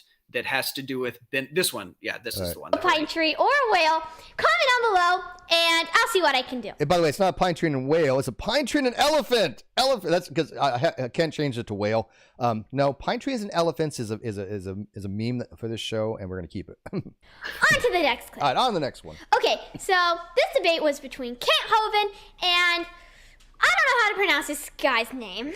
Horazio. But he is Horazio, evolutionist. yeah. I asked him a very simple biology question, so let's see if he can answer this well. One sec. I love how she says very simple. None of these are simple. Okay, I can tell you right now, there's complexities to these questions. Okay, They're good questions. They're I great really questions. like these questions. I do yeah. too. Taylor K. Taylor, thank you for the question. And she asks, since natural selection only selects from existing traits, what is your theory on how new traits originate? I love this question, actually. This It's is a right great up your alley. This is Yes. take the next This is- hour to explain this. This is a really good question. I really like this question. For one, I think Horazio did a really good job in this debate. His opening statement, he actually went through natural selection, genetic drift, gene flow, mutate. Like he explained the theoretical underpinnings, and I really, really appreciated that. I thought Horazio did a really good job here. I commented and to answer this question, and the way that new traits arise is exactly how Horazio is fixing to say it, which is by mutation. Right? Mutation happens, and we know that genotype leads to phenotype. So changes in genotype are expressed as changes in phenotype. So that's the emergence of new traits, right? Like very, very simplistically, they come from like mutation, right? Now, she's going to go on and like expound on this a little. So maybe we should let it play just a little bit longer because there's a follow-up Go to ahead, this that I think is Horazio. important. I don't think natural selection only selects from existing traits, but mutation does only is select the force that, or is the process by which new traits are, I don't want to say created, but that the new traits that arise. And then natural selection uses or enforces those traits to be passed on to the next generations. So I don't know if that answers the question, but Mutations. Do you know how many billions of mutations it would take just to produce our circulatory system or our respiratory system? Also, the vast majority of mutations are harmful or fatal. Do you even have an example of just one beneficial mutation? Please comment if you do. Yeah, actually, I would love you to address it because if you go to creation.com, creationist.com actually has examples of beneficial mutations. As a matter of fact, the most mutations are neutral. But there are beneficial mutations. They have examples on Creationist web pages of beneficial mutations. Drinking milk for being lactose tolerant is a beneficial mutation. Yeah. So there's this really cool thing called the distribution of fitness effects. And this is going to get a little bit technical, but I'm going to try to break it down as best as I can. So the distribution of fitness effects, you can think about it as a graph. On the x-axis is the fitness of the organism that has the new mutation. It's centered around 0, with 0 being neutral, everything less being deleterious, everything above being beneficial. And then the y-axis is the frequency. Right. So like how many of those mutations fell into each one of those fitness categories. Okay, so that's our distribution. And now lots of experimental studies, what they do in labs is they try to calculate exactly what each brand new mutation's impact is on fitness. And this leads to a distribution where it's often centered around 0 or slightly deleterious. That's the biggest peak. And then you have like a tail that gets into like lethals. And then you always have a tail that goes into beneficial. In every single study that has ever been done looking at experimental populations, we have found positive impacts on fitness in brand new de novo mutations. And that's central. Now, what the comeback very often is that, but the fitness always goes down. And this is very, very important because this is a misunderstanding of how mutation accumulation experiments work and what they're actually trying to do. So when you do a mutation accumulation experiment, what you're trying to do is see every single possible mutation because you want to get that full distribution, right? You want to see the whole thing. And so what you need is all possible ones to occur. Well, in natural systems, if there's a really harmful, like deleterious mutation that arises, selection wipes it out before you ever can even detect it. So what you need to do is make selection very, very weak. And the way we do that is we take a big population, we take a tiny subset of them, inbreed them so that they have a single haplotype, like one non-variable genome, and then we let them evolve. Right. So we're starting off from a tiny subset of inbred individuals where we know exactly what their genomes are, exactly what their haplotypes are, so that we can count every new mutation. And we've made the population so small and so inbred that selection is super weak. And so what ends up happening is you get to see all the mutations, the really, really bad, the neutral, and the beneficial. But in these experiments, fitness is always worse than the wild type because you're using an inbred population to measure it. And you have to use this inbred population because otherwise selection removes the really bad mutations and you never get to see them. So it's a miscaricature of the way these mutation accumulation experiments work and the way they're set up to say, oh, well, the fitness always declines. We know that we are hoping so. We hope it does so that we can see the bad mutations. Otherwise, selection would prevent them. And so, in a nutshell, the way they're looking at it, they just basically do this raw, accumulation of deleterious mutations, not recognizing that. First of all, if the mutation is so deleterious to the organism doesn't pass it on, then there's no chance of it getting fixed in the population anyways, right? It doesn't even won't get passed on, right? You won't even see it. You can't even detect it because it gets wiped out. Right. So I mean, they think that just because there's some negative mutations, but again, with respect to the environment, what may be a mutation that's harmful in one aspect may be beneficial in some other environment because the selective pressure is different, right? So that's a good point. So this distribution of fitness effects is context dependent. It's completely dependent on what the context of that mutation is. So in a petri dish, that's the context. That's the environmental context. So if it's beneficial in a petri dish, right? And so if we're thinking about mutations out in nature, we can give specific beneficial examples of this as well. One of my favorites is actually the White Sands lizards. If you've ever been to White Sands, New Mexico, it's absolutely gorgeous place. If you ever get to go, be sure you bring a sled and sled down the dunes. It's a lot of fun. And in here, you will find several different species of lizards. They're from different genera. They're not closely related, and they're all white. They're completely white. They blend into the sands, and they have distributions that go outside of White Sands, New Mexico, but they're different colors there. Only in the White Sands are they white. And we know exactly the mutations that led to that phenotype. It's in the same protein, but it's not in the same place. So it's the part of the protein that sits in the transmembrane, so it's what's giving the color, but it's in 3 different amino acids lead to the 3 different lizards having the white coloration. So that's a specific example. And was that mutation somehow a substitution in the amino acid that caused the pigment change? Yep. Okay. It's a non-synonymous mutation that has led to an amino acid difference. Okay. And so we can actually pinpoint exactly which amino acid in the protein it is that has been changed, and it changes the pigment to white. And there's 3 different ones that will give that pigmentation, and all 3 have been found in 3 unique lizards. And that environment obviously it's obviously beneficial for predation. But if you take something like a polar bear that has these thick fur and white, and you stick him in the forest, he's probably not going to survive very long. It's going to stand out like a yeah. So again, these are with respect to the environment. Now you can't see it unless you're watching the outside, but I put on there. And by the way, Taylor says she had to go to bed. Good night, Taylor.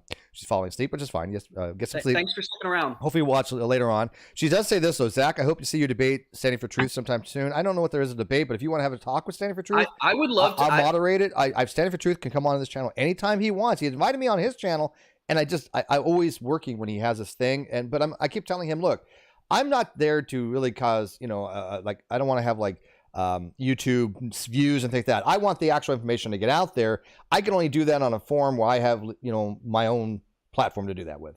Because Standing for Truth is not going to get the truth out. I would love to talk to Donnie. I have no interest in talking to Kent Hovind, but I would love to talk to Donnie. I don't blame you. I would have, and honestly, a professional creator like Rob Carter, Nathaniel Jeanson, I've had Jeanson on. Jeanson debated Mays, Dr. Mays. I have Casey Luskin who wants to have formidable opponent. He, familiar with him? I'm not. He's the lawyer for the Discovery Institute. Remember the whole Kitzmiller versus Dover versus Kitzmiller and the Creationists? Okay, yeah. So he was the lawyer in the Discovery Institute, and so he wants to have a formidable foe, and I don't know who to get him. Jeanson won't come back on because Anson and Genesis I don't think really look good. They had him on. They spun that quite a bit. But Yeah. I mean, I can get you somebody formidable. I mean, trust me. For That's me, what easy. I would like is to talk genetics. I Yeah. want somebody that can talk genetics, and specifically that can talk like pop gen. I would really like to talk things like See, genetic Tompkins would be entropy. great for that, but he won't do it.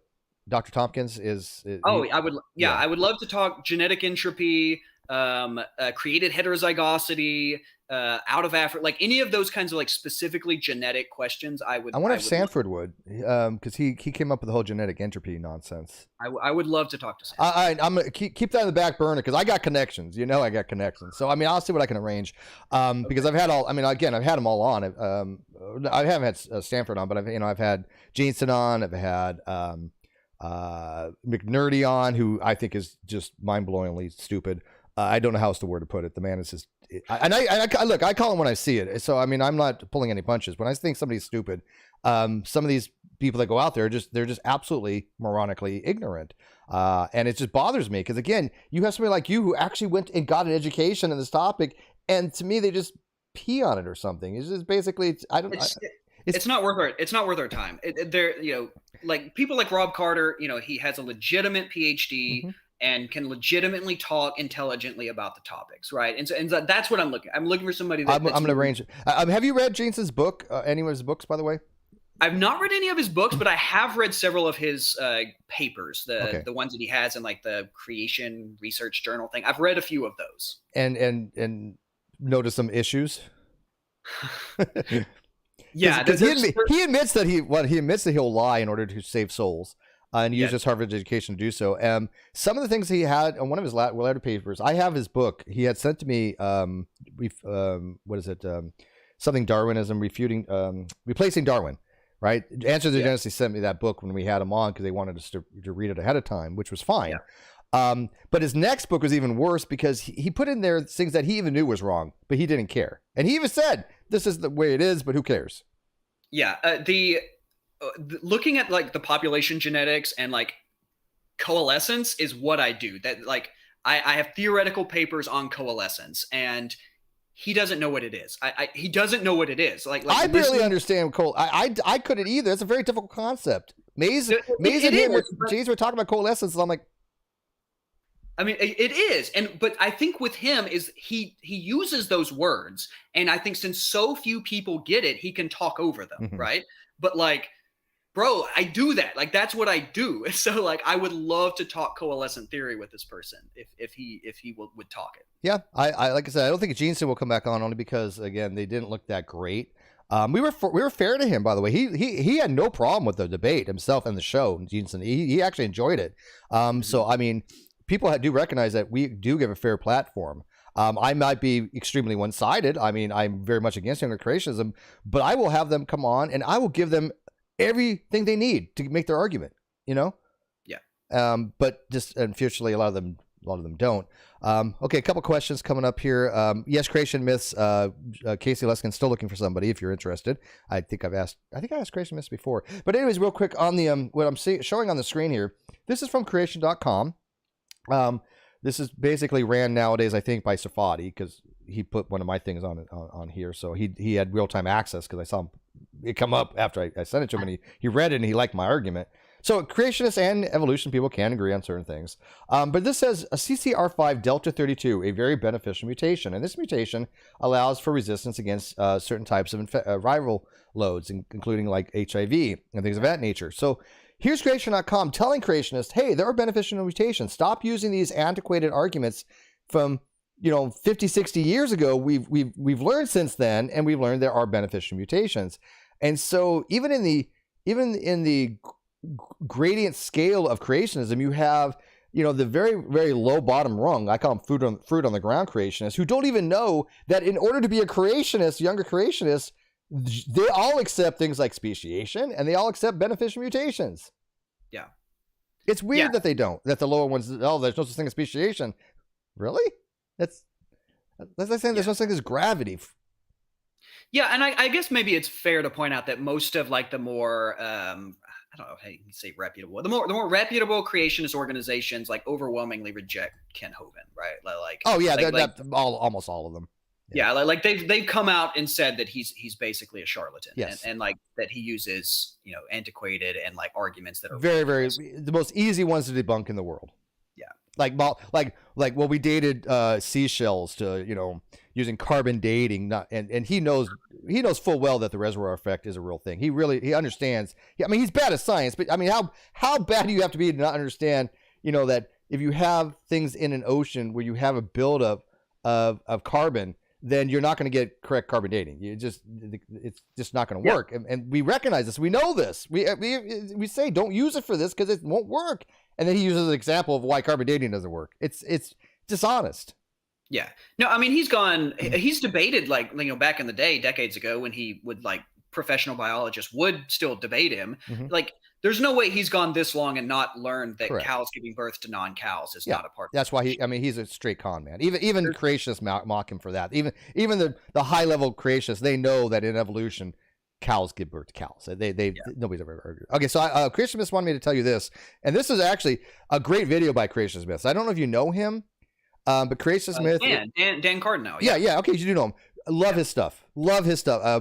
And he has a really great video on this. I highly recommend it. I'll put it in the video description when I'm done. But he told me to tell you, direct quote from Jensen, "I'm using the mutation rate as a substitution rate, talking about the Y chromosome TMRCA." Yeah. I've seen Creation Myths. I've seen Dan talk to Jensen specifically about this. And yeah, there's many problems with this, right? And fundamentally is that mutations don't how do we even begin this? So substitutions are impacted by things that mutation rates are not. Maybe that's the sum of it. So for things like population bottlenecks, right? You will dramatically reduce the amount of variation within a population relative to what the mutation rate will say that the number of substitutions should be. You can also dramatically increase the number of fixations between two individuals by having bottlenecks between them. You will get rapid fixation on either side by just losing diversity, right? So now, alternatively, you have fixed alleles. So you cannot assume that the rate of mutation, especially the pedigree mutation rate, is equivalent to the substitution rate. Well, I'm sorry. Well, what about the mutation rate as far as the difference between the somatic rate and the germline rate? Oh, there's some studies that have suggested that the somatic rate is comparable to the germline rate, but we don't use those two rates. He seems to use them interchangeably for some reason. We do not use those rates interchangeably. Jensen does. He's okay with it, but he thinks evolution is proven by watching a tadpole go to a frog, and for some reason. I mean, again, the misunderstanding with Jensen is it's not even about the number of he could calculate. Let's give it to Jensen for a second. Let's say that the time to the most recent common ancestor of all humans, the TMRCA, the coalescent TMRCA, is 6,000 years. Let's just say that that's true. That doesn't tell us jack about when humans originated. It just means that the last ancestor of humans, that is the coalescent event of all humans, was 6,000 years ago for the mitochondria, right? There were other humans could have existed for 1 billion years prior to that. And it does not tell you when humans originated. It just says when the last coalescent event was. It's a mathematical. So when is the most recent common ancestor, that coalescence? I mean, I think there's evidence. Obviously, we have Luca for the last universal common ancestor. We have the last eukaryote common ancestry. So, but the last common ancestry for man, and the fixation of the Y chromosome that we can say came from a single individual. How long ago do you think that was? So I'm going to preface this with something, because I think this is super cool and really important principle in PopGen, is that genomes are mosaics. Okay, there is no one ancestor across your whole genome.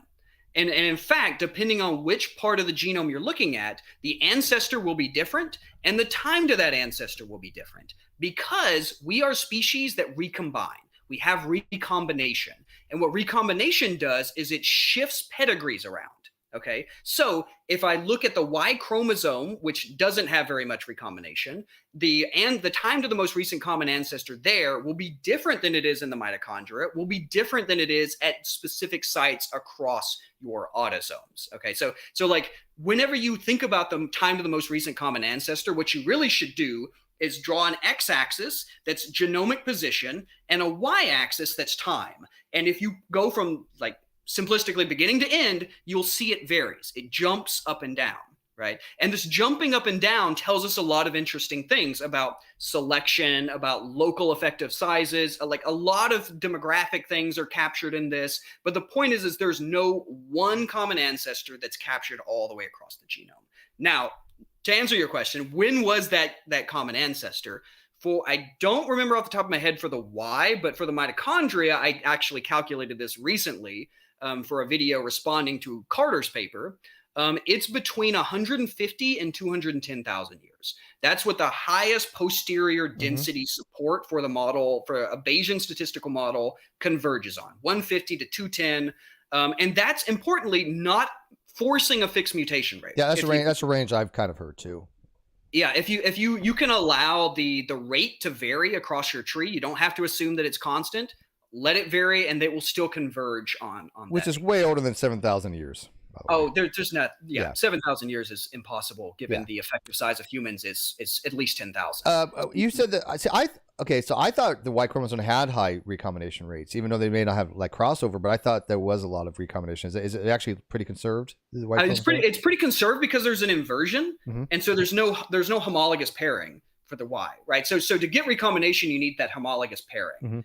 Right. And so the Y doesn't have any homology. It's got an inversion. And so its homology would have been on the X, but the inversion prevents the homology pairing. So it actually has very little recombination there. You can pretty much take it as a single haplotype. And also if we'd sequence like the DNA, if we did a karyotype and we looked at the chromosomes and we sequence everything, and we also look at the mitochondrial DNA, which is a different organism altogether. I mean, that's not our DNA. That was from a different organism altogether.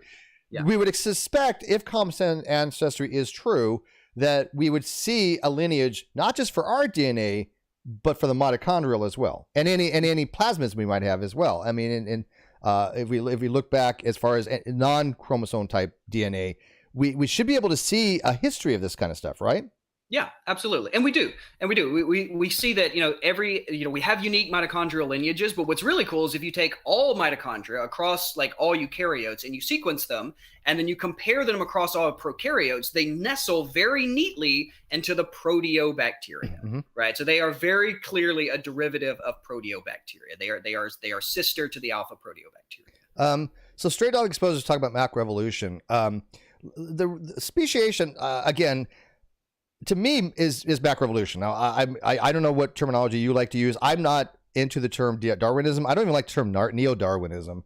It doesn't seem to have a specific meaning to the term neo-Darwinism. I prefer modern evolutionary synthesis combined with descent with modification. If you want to call that neo-Darwinism, that's fine. But to me, I don't even consider myself a Darwinist. I think Darwinism is dead. They have historic meanings, right? So we totally get into that. I've written on this topic in the literature. Yeah, I love your input on that, because again, people say you're a Darwinist. No, I'm an evolutionary theory. Evolutionary theory and Darwinism are not the same thing. Yes. So the journal Evolution, which was started by Ernst Mayr in 1946, had a 75th anniversary 2 years ago, where they were giving out a call and saying, like, everybody read papers from, the founding of the journal and review them and give us some perspective pieces. So me and my PI and a friend of mine decided we were going to do one of these. And we did it on Gould and his idea of punctuated equilibrium. And then we did this whole deep historical dive into neo-Darwinism and the modern synthesis. Importantly, neo-Darwinism meant something different at the time it was proposed and what it means today, just like the modern synthesis probably meant something different then than it does today, because words take on a new meaning. And also that the individuals that were involved in the generation of what we call today the modern synthesis had different ideas about what it was, right? So to think of it as a synthesis makes it seem like they're all coming together and kumbaya and agreeing, and that's really not quite what it was. Sewell Wright famously argued that he was excluded from this, despite the fact that we would today consider Sewell Wright as one of the founders of the modern synthesis, him with J.B.S. Haldane and R.A. Fisher. So basically, like I use neo-Darwinism and the modern synthesis as roughly equivalent.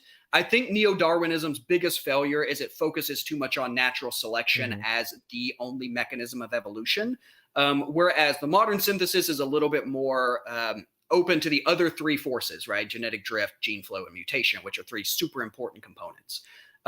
So the modern synthesis is basically what we accept about evolution today, that adaptation is solely the result of natural selection, that genotypes equal phenotypes, that mutations are random with respect to fitness, not random with where they occur, importantly. For some odd reason, people confuse that. It's not about randomness where they occur, it's about randomness with respect to their impact, right? So not like, I need this beneficial mutation. There you go. There's your beneficial mutation. Like no, it's random of what it's going to do. And also the modern synthesis, and creationists love to bring this up because they think it's some kind of defeat, or, they're bringing not just, Evo Devo, but they're bringing epigenetics, right?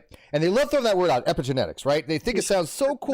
They don't know what it means. And yet you ask them, I'll ask them, like, okay, so explain to me why you have methylization of some kind of DNA. You have a methylized region in there. It prevents some transcription. It goes away.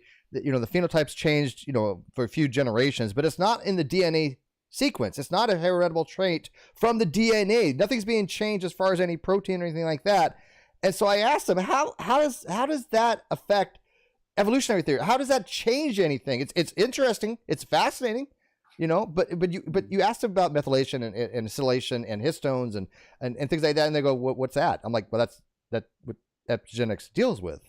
Yeah, and like, quite frankly, like epigenetics is still very often an expression of nucleotide differences. So variation in methylation patterns is variation in where methyl is, like what sites can be methylated, right? So there is still an underlying genetic component. Yeah, sure, but does it change the nucleotide sequence at all? No, the thing itself does not change the nucleotide sequence, right? Yeah. And so I find it fascinating. I think epigenetics is a fascinating. But by the way, 100 years ago, did they have any indication of what epigenetics would have been? Not in the way that we think of it today, but they definitely wrote things that were really close. In fact, if you read Julian Huxley's The Modern Synthesis, he hits on a lot of things we would later discover to be true. And so, like, when people say things like, "Oh, we always assumed that if it was non-coding, it was non-functional," that's a flat out lie. No, I know that. And I hate that as well, because the ENCODE project came out, and the ENCODE had actually said what they determined to be functional, right? And they to them, the way I was reading it, is that anything that had any kind of activity, whether it even be just some kind of conformational change, they said it was functional, using the term as loosely and broadly as possible. But when I studied biology, I learned functional it meant protein coding. So I would say functional is even more restrictive than that. I would say that there are parts of your genome that can code for a protein and be non-functional. Like sometimes pseudogenes can be both transcribed and translated. They can generate a protein. And that protein has no function. And that protein has no function because cells don't know what they're doing, right? They're not machines. Like we kind of teach them like they're machines in like intro bio, and the way we write textbooks is to teach them because it's easy to understand it.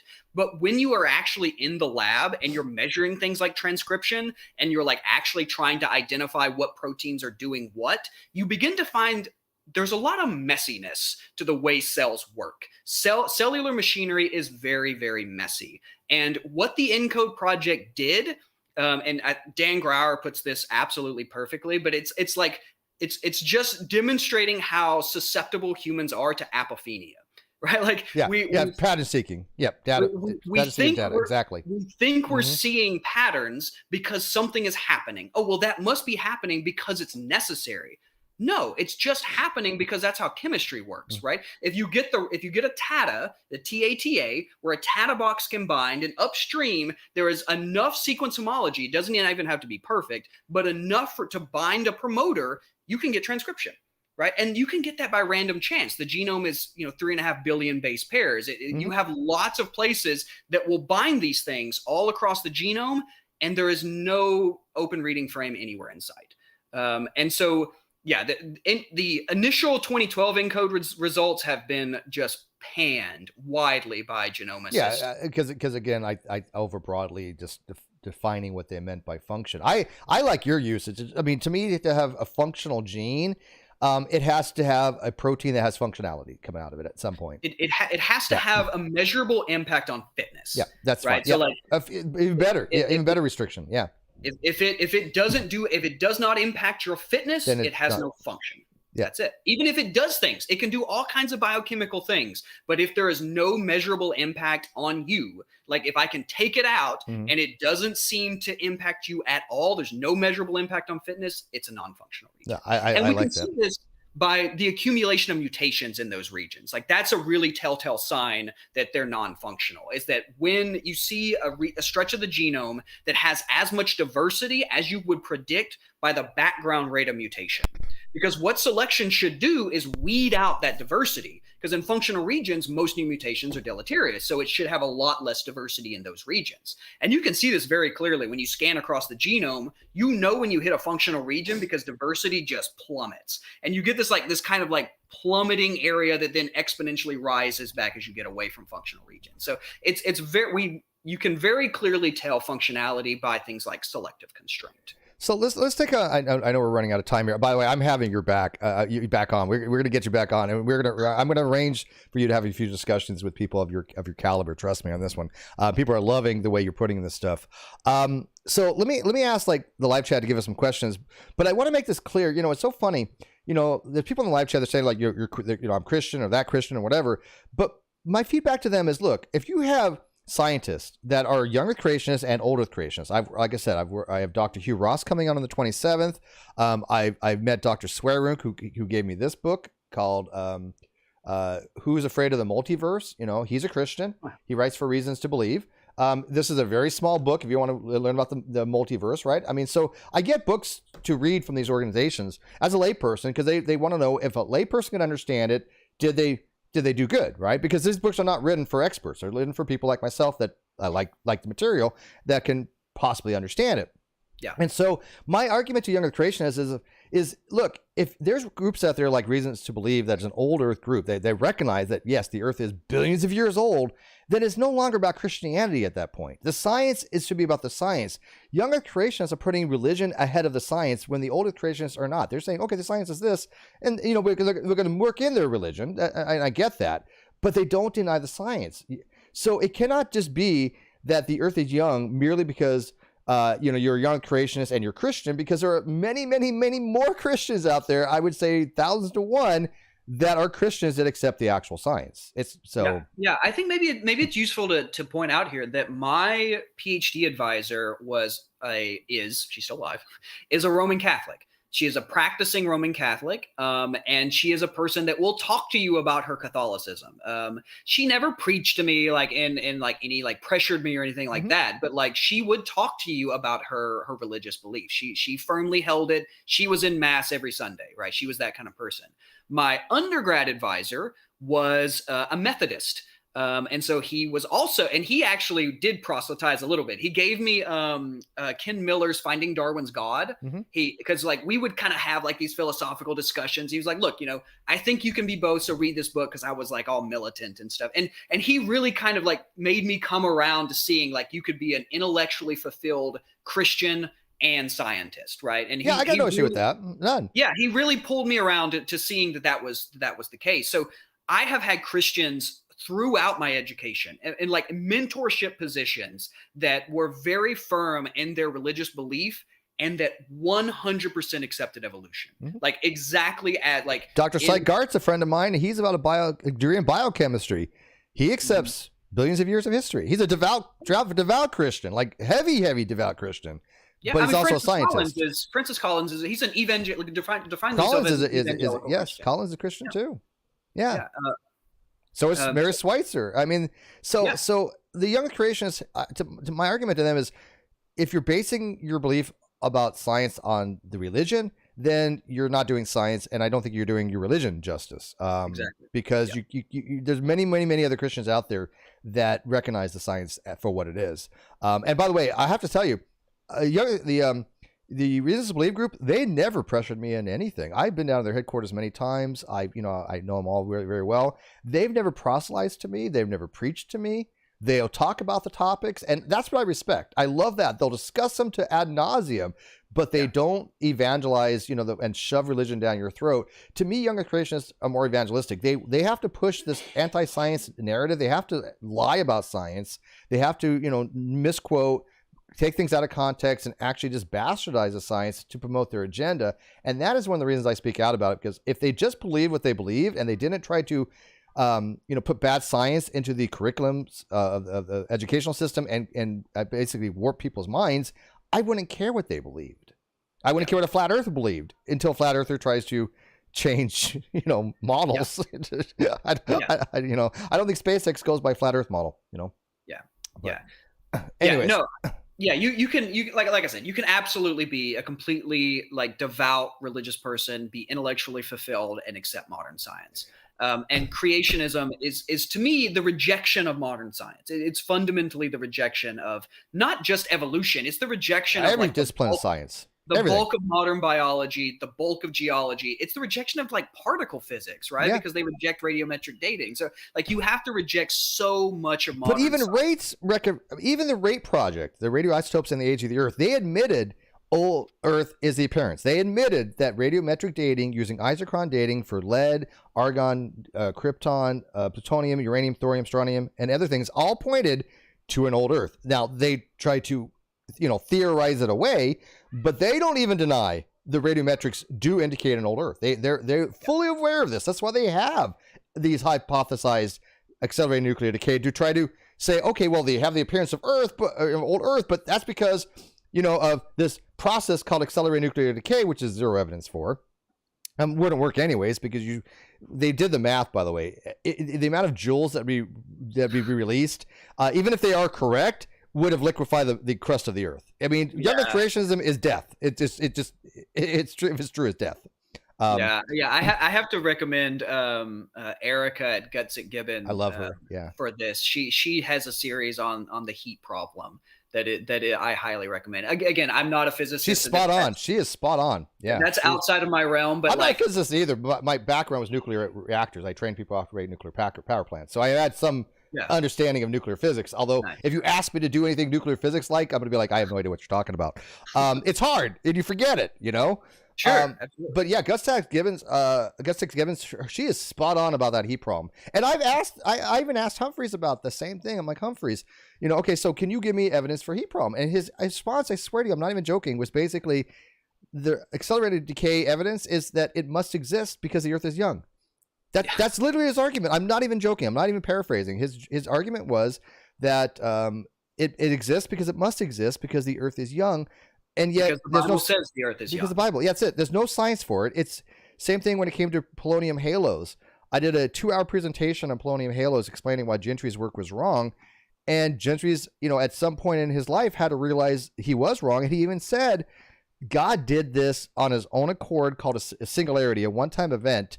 But at that point, you're no longer doing science. If you said that, well, God did it this way, you're not doing science. And he had to actually stop promoting his polonium halos as any kind of indication of a young Earth or a fast-formed Earth because the science was against him. Yeah, it reminds me of the famous meme where they're at the chalkboard and he's doing math God expressions and then insert miracle here. Yeah. I'm gonna need you to be more explicit on this step, right? Can you detail this? That's the key step. That's when you transition from doing science to you've ceased to do science. And math's the same way. Can you imagine if you're trying to do the Riemann hypothesis and you say, hey, here's the proof because it's true because it must be true. That's not going to fly, by the way. You're not going to get the $1 million for that. So I have a question from the audience. Udahef asked you about monophyly. It says, how reptiles are a polyphyletic group. A reptile did not always give birth to a reptile because it's polyphyletic. They're paraphyletic. Are they not poly? No, it's para. I wouldn't know why they're polyphyletic. Polyphyletic means they're based on traits. You just take random traits out of the tree, right? For polyphyletic is you're missing you're including individuals that don't have all of the ancestors. Yeah, it's just some kind of trait between them. Paraphyletic is you're not including all the descendants. Yeah. So we would be paraphyletic, like we're monophyletically fish, but paraphyletically we're not. paraphyletic. So like to stay with the reptile. So like they're paraphyletic because reptiles exclude birds, right? Except the fact that birds are more related to crocodilians than crocodilians are to lizards and turtles, right? So if you're going to say a crocodile is a reptile, a lizard is a reptile, and a turtle is a reptile, then a bird has to be a reptile because they're more related to crocodiles than crocodiles are to lizards and turtles. And there's reasons for grouping like that, right? Just like removing tetrapods. Make it, there being a polyphyletic group. There's reasons why they would do that, right? Or paraphyletic. Yeah, I mean, they're phylogenetically related, right? Yeah. So like when we sequence their genomes, we see very clearly that birds are sister taxa to crocodilians. Yeah. But the same thing when it came to go back to the lobed fish. They exclude tetrapods, so it's paraphyletic. That's correct. Yeah. If we call them lobed-fin fish and we don't count tetrapods as part of lobed-fin fish, then you're right. That's paraphyletic. Yeah. And again, I find that stuff to be so fascinating because young creationists just don't learn any of that stuff for some reason. They just gloss over it as they don't want to understand the material. Yeah. Okay, let's see some questions here before I wrap this up. By the way, you have your own channel you want to promote real quick? It's just my name, Zack B Hancock. I don't have any like fancy name for it. Maybe I should come up with something flashier, but I don't know. So like to me, I use YouTube's hard, by the way. I don't take it super seriously. So if you're coming for like Forrest Valkai or Gutsick Gibbon style things, like I'm gonna disappoint you. Basically, I just get on there and I kind of like freeform fireside chat about PopGen. Like PopGen and then a little bit of invert Zoe. And I do a lot of like simulations and a lot of math. So if you want to see more like why genetic entropy is bunk, or like why we can demonstrate that, like human chimps and gorillas share a common ancestor using incomplete lineage sorting, then like that's the kind of stuff. I would love the genetic entropy stuff because again, young creationists, you ask what entropy is, you never get an answer that's coherent. And it's the strangest argument to me because genetic entropy is fundamentally a mathematical argument, right? It's a mathematical argument, and they don't have any math. They never like actually show. Okay, well then show me the rates, the decay, how much time it should happen. Like give me the distribution of fitness effects. Like all of these things are mathematical, and they never put forward because when you actually derive the math for it, it doesn't make any sense. It falls apart. Shocking. Yeah, and it's so funny you mentioned apophenia. I've seen things where people love finding these weird mathematical patterns in the world. Like there was an article that came out about these ancient monoliths, ancient structures, and they were like, oh look, it falls in these areas and these ley lines and these triangles, and they made it be like, I don't know if you know who Richard C. Hoagland is. He's the guy that promoted Sardonia, the face on Mars, and all that nonsense. And people had thought, oh my God, this is so amazing, it must be intelligence. And yet you could do it. Somebody did the exact same thing, and they did it with Woolworths stores and show that Woolworths stores have the same distribution.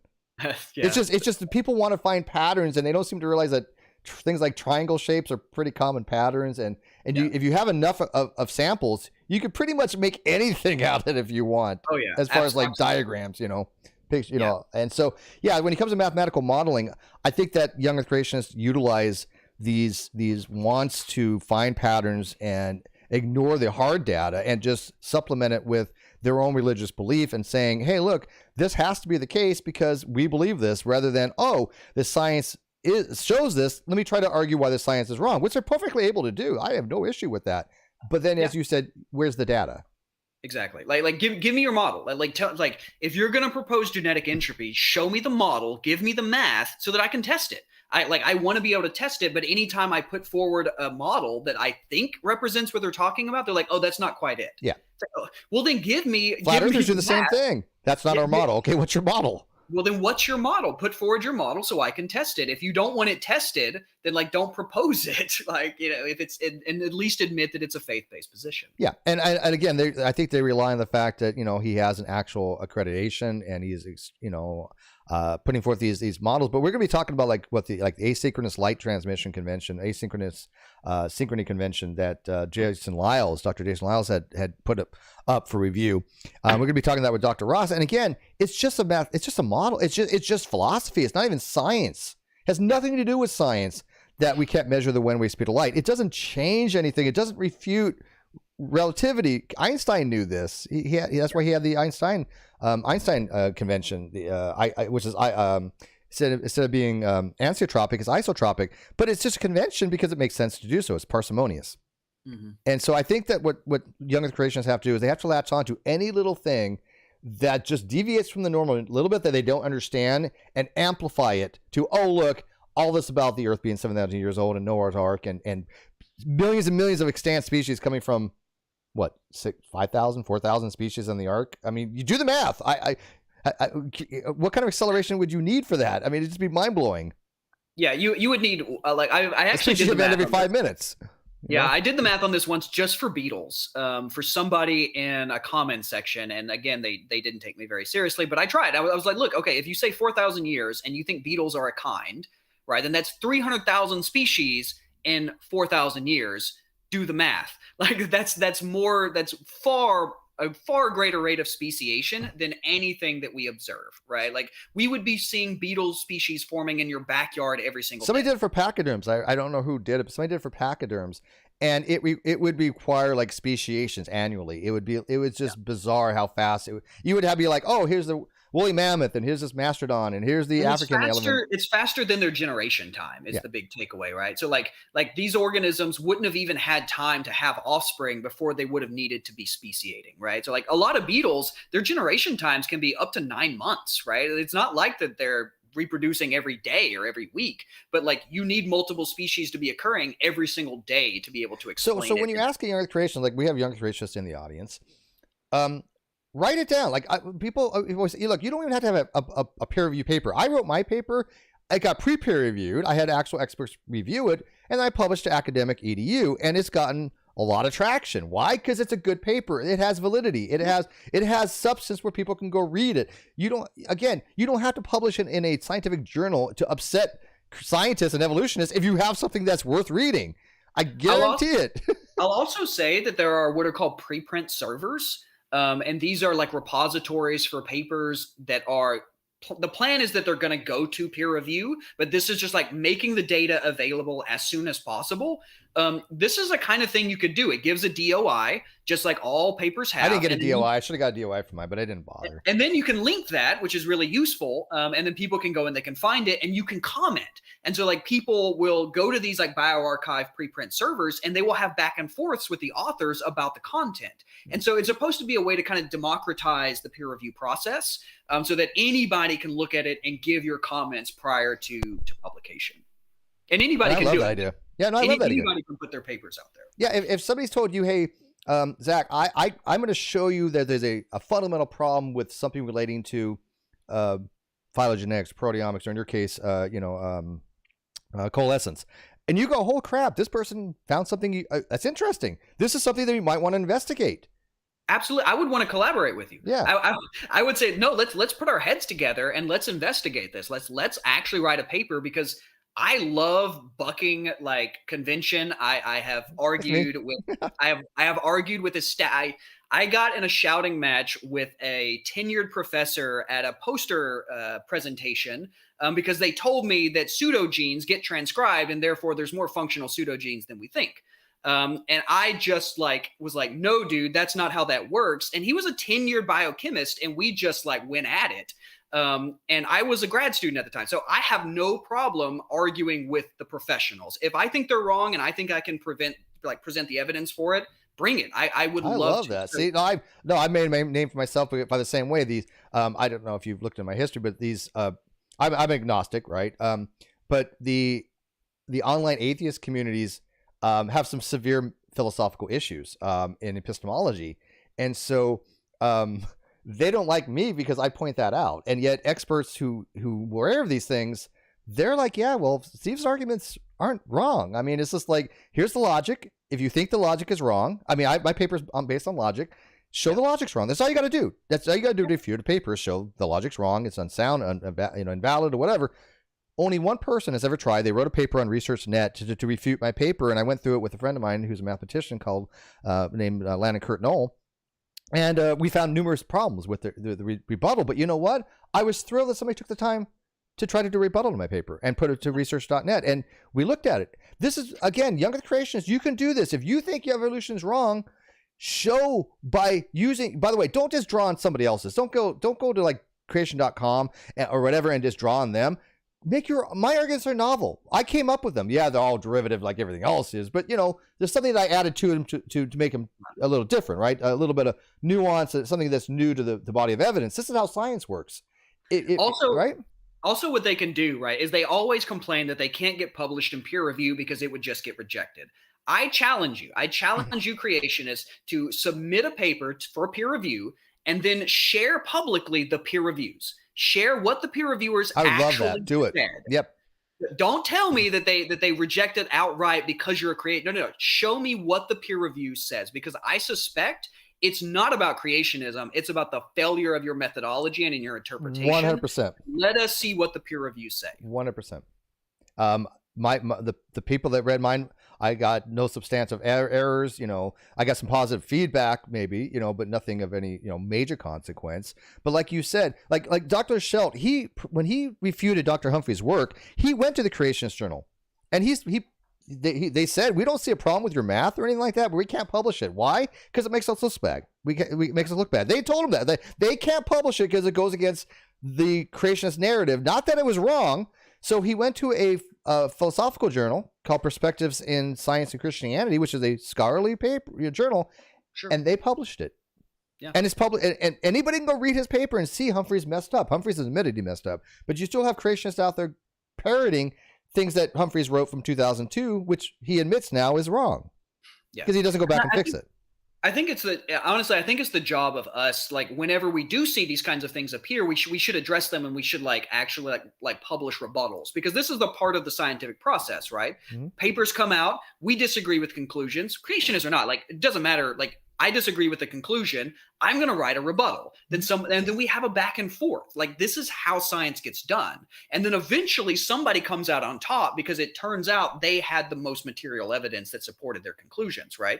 And that's how we move science forward. So, if we see things that are suspect, we write rebuttals against it. It's on us it's part of our job to engage in this way.